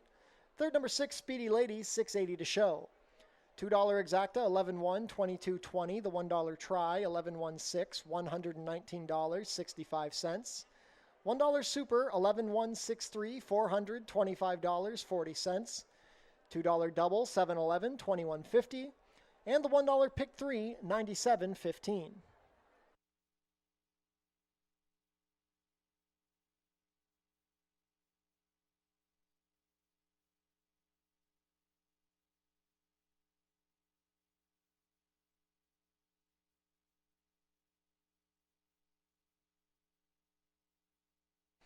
And we'll head down to the winner's circle with Ashley Mayu, who's on hand with the winning connections of Ruby's Ghost. Our second cup race of the day this summer, Solstice Cup here, goes to Ruby's Ghost from Post 11, ridden by Melanie Pinto, trained by Mickey Neubauer here for owner-breeder Charles Fipke. And Melanie, did you have any concerns with Post 11 today with this filly? I was a little concerned. I knew we were going to be pretty far out, and I wasn't really sure how the speed was going to set up into the inside and if we were going to get stuck out. Luckily, we broke clean. We had a really good trip, and it just kind of worked out her way. And this obviously only at 5 ace, but kind of looking at her in the stretch here, she was pretty game. Do you think she wants to go a little bit longer? I mean, I think she could, but, you know, it's up to the boss here. She knows best. You called Mickey the boss. I just want to ask you, over the years, this is the silks that you wear. You team up with Mickey a lot. You get on the horses in the morning. I know winning for her in general is always something that's important to you and special, but for a cup race, does it mean a little bit more? It sure does, because, I mean, Mickey and I, we're like family. We've been together for so many years now, and always a big thank you to Mr. Fipke, who continues to support this meet year after year and sending these horses down and allowing me to ride them. So, and Mickey for putting up with me. She's like my little sister, so, you know, family. Well, congrats on this one, and great ride earlier as well. Good luck the rest of this meet, Melanie. And Mickey, I'm going to steal you really quick. Obviously, both of your fillies ran really well in here, first and fourth. Wants to probably go a little farther, but I thought if the speed died, maybe she'd pick it up, and she got fourth. And in terms of this filly, she's pretty new to the barn. She last raced down at the fairgrounds. Well, I had her last fall. So you had her in the fall as well. Yeah, it was the end of the meet, and she went to fairgrounds, and she ran a few times, and Mr. Fipke decided to send her home to me. And that's sometimes rare that they come back right after they leave. Yeah, lots of times I don't get them back. They go on somewhere else, or they retire, or whatever. I got some nice ones back there now, though. Awesome. Well, congrats on this one, and good luck the rest of the meet. Thank you.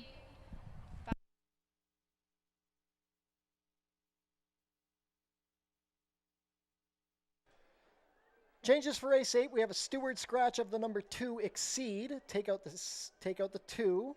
Also have an overweight on the number 9 Mobilizer. The rider will be 1 pound over at 125. Race 8 kicks off the jackpot high 5. There are 16 minutes to post.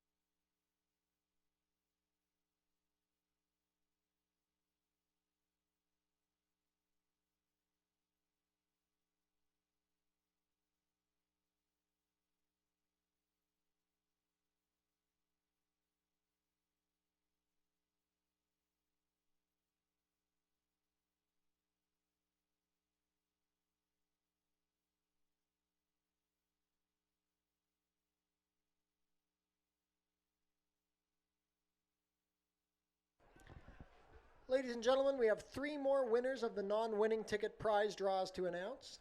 Could Rhonda Nichols, Nicholas A., and Susan Taylor please report to customer service to collect your prizes? That's Rhonda Nichols. It's Nicholas. Rhonda Nicholas. Rhonda Nicholas, Nick A., and Susan Taylor. Please report to customer service. You have won the non-winning ticket prize draws.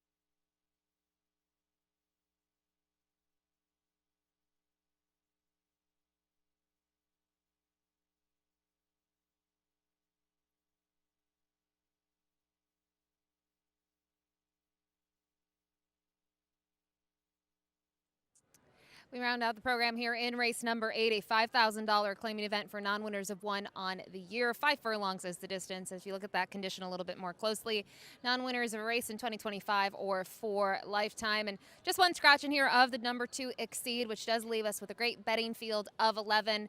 And we're going to start with a horse that I knew would take some love off the morning line, and we'll be very curious to see the off odds on the number 6, Me and Me. Barnardy has a win on the program today, and I think this horse, when you look at this one getting back onto the dirt here locally at Fort Erie, is going to wake up. They did make the decision to race this one twice up at Woodbine last year, and while the second performance and most recent was lackluster, the race 2 back was very, very game at a nice price in there at 8-1, and just has that tactical early foot that I feel like Me and Me could be on the lead, but certainly doesn't need it, and just gets along very well with Amanda Vandermeer. She can see the win 4 starts back, just rode this one beautifully, and even 2 starts back when this one got the 64 buyer. But the best races, in terms of figures, they've been here on the main track, and one of those was that race I just talked about. 4 starts back, got a 69 buyer speed figure. So Me and Me, the top pick for me, the 11 Big Time Louie. Really respect this 8-year-old gelding. He does very little wrong. It's really hard to, go 10 for 27 locally here on the main track. And another one that you can look at those last 2 races last year, I think just draw a line through them. Never really been much of a synthetic horse. I know he's got the 1 win, but just not his preferred surface. His best running has been on the dirt, and in terms of this distance in particular, 5 furlongs, I think is fine for him. 5.5 is pretty much his game. I don't think he really wants to go any further than that. His last win came at the 5.5 furlong distance, while only in for 4,000, but he's simply much the best. This is sort of the level that he needs in terms of claiming price, $5,000 or even $6,250. And as I mentioned, just a very consistent racehorse. And finally, price in here, the number 12, Jack Beanstalk, returns to Fort Erie after having a slew of races down at Parks. These connections are very familiar with this gelding. They've had a lot of luck. And listen, I get it. You go back to 2024, he's 0 for 10 in the money. But to me, when you look at his workouts, I think he stepped it up in his most recent drill. I actually liked his drill back in late April where he worked the bullet in 36-2. He's got back class. This is a horse that was very competitive against way tougher competition in the past, and I'm just kind of hopeful that these connections reuniting with him, giving him the time off since his last race and letting him get reacquainted to their program, maybe he can at least get a price in here. A piece at a price. That's the number 12, Jack Beanstalk, to round things out for me. But a really competitive betting event. As I mentioned, you look at the morning line in here, a couple horses at shorter prices. The 1, Back to Reality, 4-1 on the morning line. The 5, Fascination Street. I already talked about the 11, Big Time Louie. So best of luck here coming up with your selections.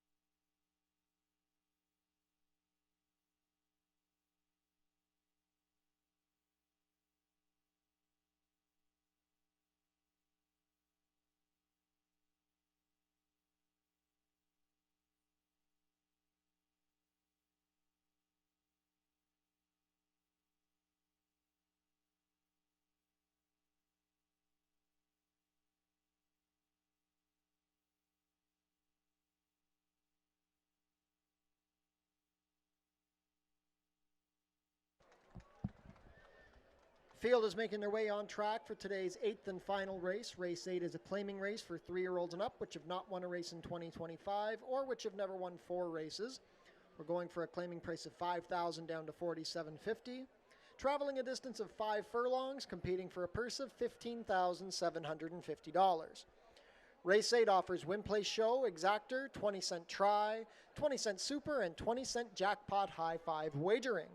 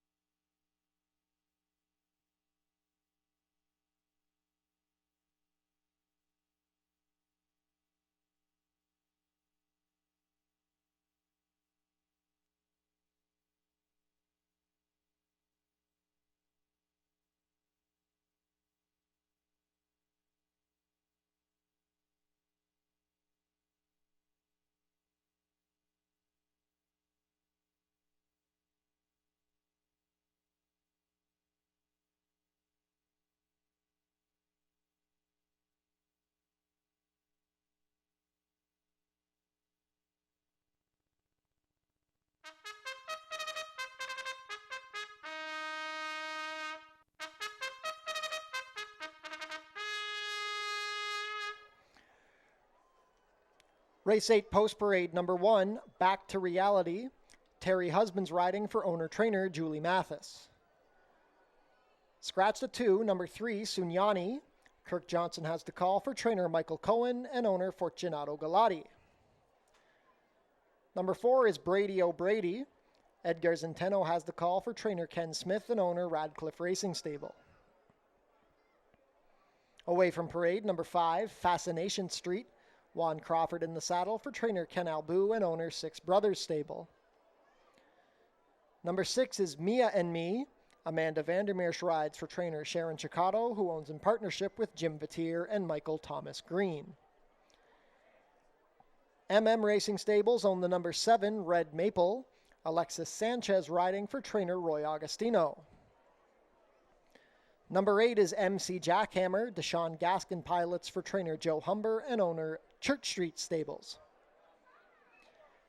Howard Keene owns and trains the number 9 Mobilizer. The rider is Mark Lee Buchanan.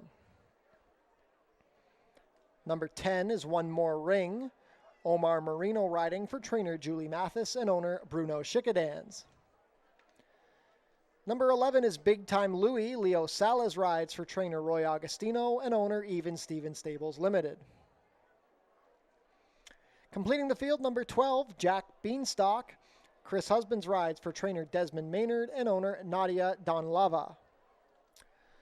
Jackpot High Five wagering coming up here in race 8.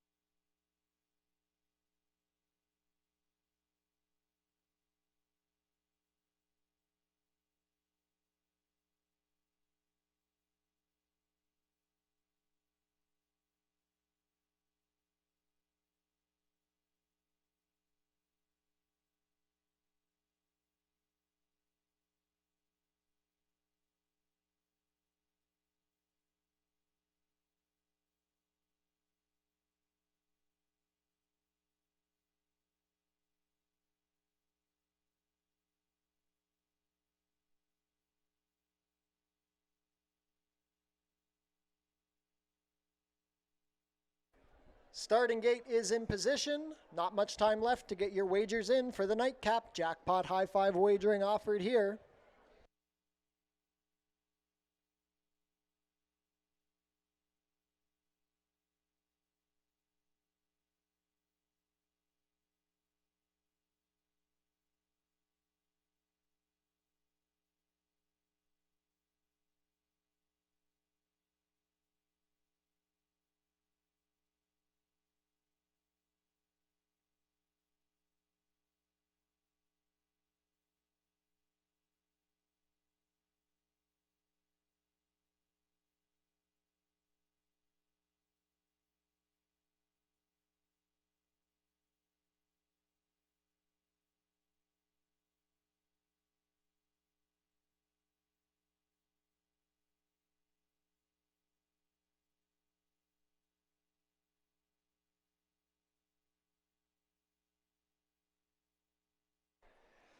Field for race 8 is behind the starting gate. It is now post time. 2-1 favorite is the number 6, Mia and Me.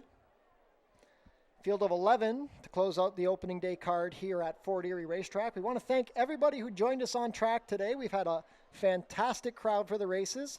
And don't forget, the figure 4 will be on stage at the Tiki Bar afterwards. First to go up is Back to Reality with Terry Husbands, Sunyani, and Kirk Johnson. Brady O'Brady with Edgar Zenteno. Fascination Street with Juan Crawford.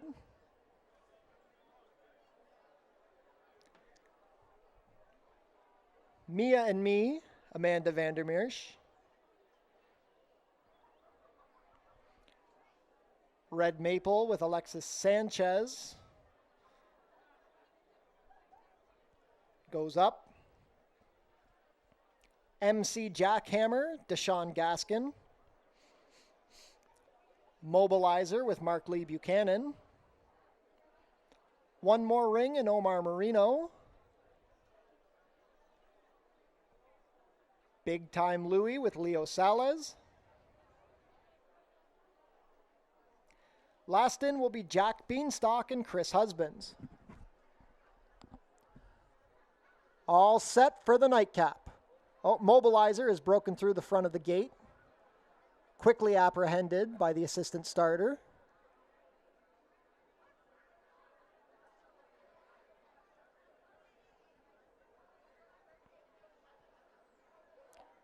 Mobilizer being brought back around.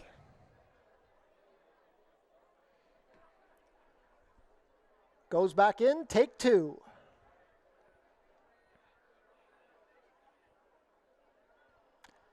And they're off. Brady O'Brady out a bit slowly. Red Maple showing speed from the center along the inside. Back to Reality. Fascination Street racing in third between horses. Deep on the course is Mobilizer. Sunyani on the fence with MC Jackhammer between them.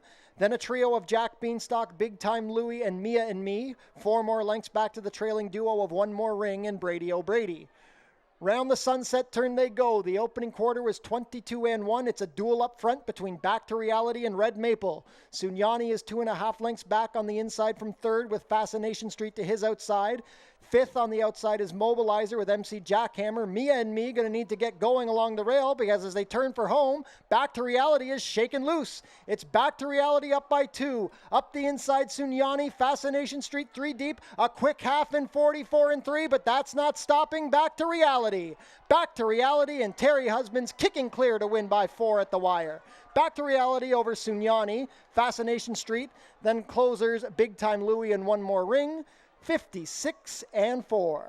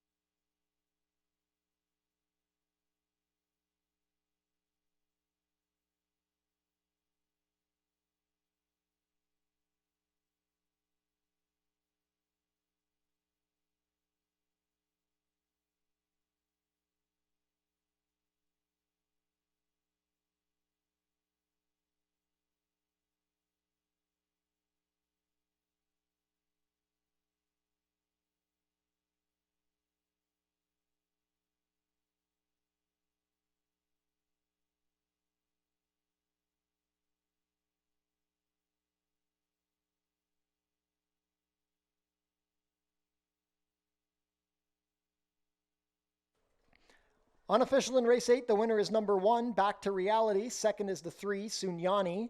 Third, number 5, Fascination Street. Fourth, number 10, One More Ring. Fifth was the 11, Big Time Louie. Unofficial race 8 order, 1, 3, 5, 10, 11.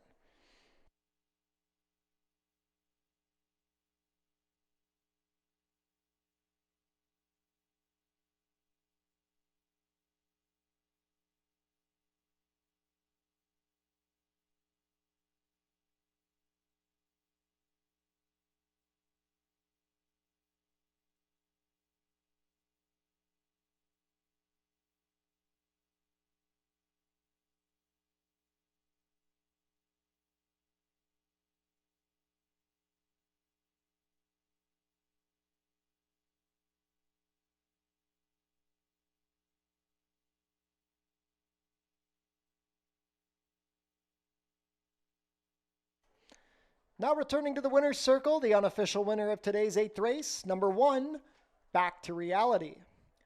Back to Reality is a 5-year-old bay gelding by Uncaptured out of Fascination, bred in Florida by Rich Averill and Abracadabra Farms. Ridden to victory today by Terry Husbands, Back to Reality is owned and trained by Julie Mathis. Returning from Mountaineer, Back to Reality earns his 4th lifetime win in 19 starts, completing the 5 furlongs in a snappy 56-4. Congratulations to the connections of Back to Reality. Hold all tickets until race 8 is made official.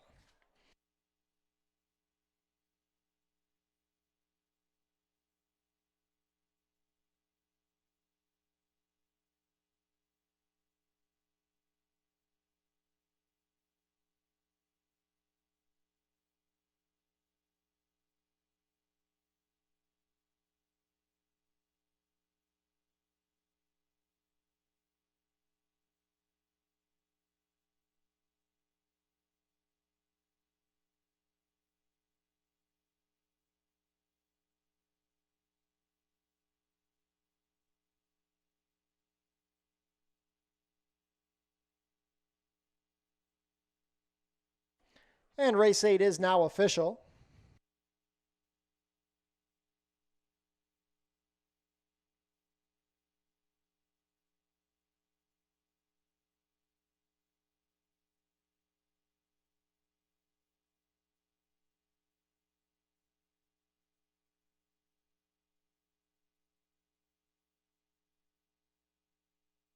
Prices are up. Back to Reality returns $14.70 to win, $6.90 and $4.90. Second, number 3, Sunyani, $9.40 to place, $6.10. Third, number 5, Fascination Street, $5.20 to show. $2 exacta, 1-3, $120.30. The $1 try, 135, $421.45. $1 super, 1-3, 5-10, $7,436.45. No winning tickets in the jackpot high five. The carryover into next week's card will be $1,576.99. $2 double, 11-1, 21-20. $1 pick 3, $120.40. $1 pick 4, $829 even. And the $1 late pick 5, $1,133.25.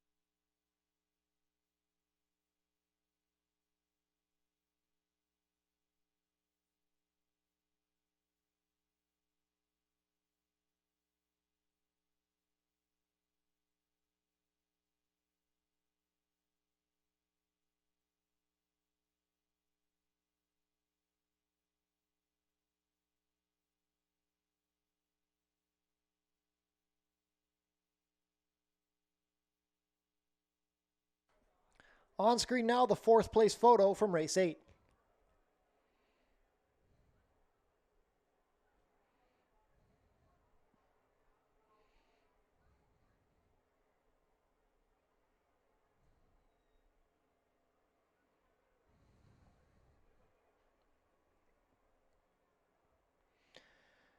We had a claim out of race 8, the winner, Back to Reality, claimed by Eleanor Tonguzo, moves to the barn of trainer Joe Humber.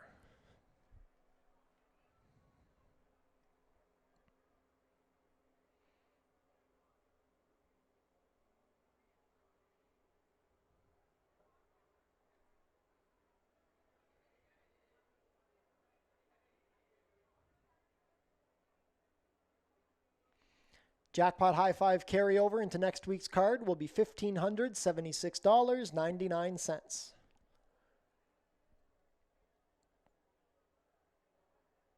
Visit our website, FortErieRacing.com, for information about everything going on at the track this season. Tune into the pre-race show to get info about the track conditions, scratches and changes, handicapping selections, and info about upcoming races and events. Racing will resume next week at Fort Erie, Tuesday, June 3rd. First post will be 4:30. If you're on track with us, stick around. The Figure 4 will be playing at the Tiki Bar shortly. We want to say thank you to our band sponsor, Casey Langeland and Marge Ott of Revel Realty, Fort Erie. Father's Day Sunday will be happening on June 15th. We will be racing. First post will be 12:15. There will be vendors, the farmers market, and food trucks on hand. We want to say a big thank you to New Holland, who has provided Fort Erie Racetrack with new tractors for the 2025 racing season. Tune into Your TV Niagara for the Fort Erie Race Replay Show, Channel 700, Thursdays at 10:30 and Saturdays at 10.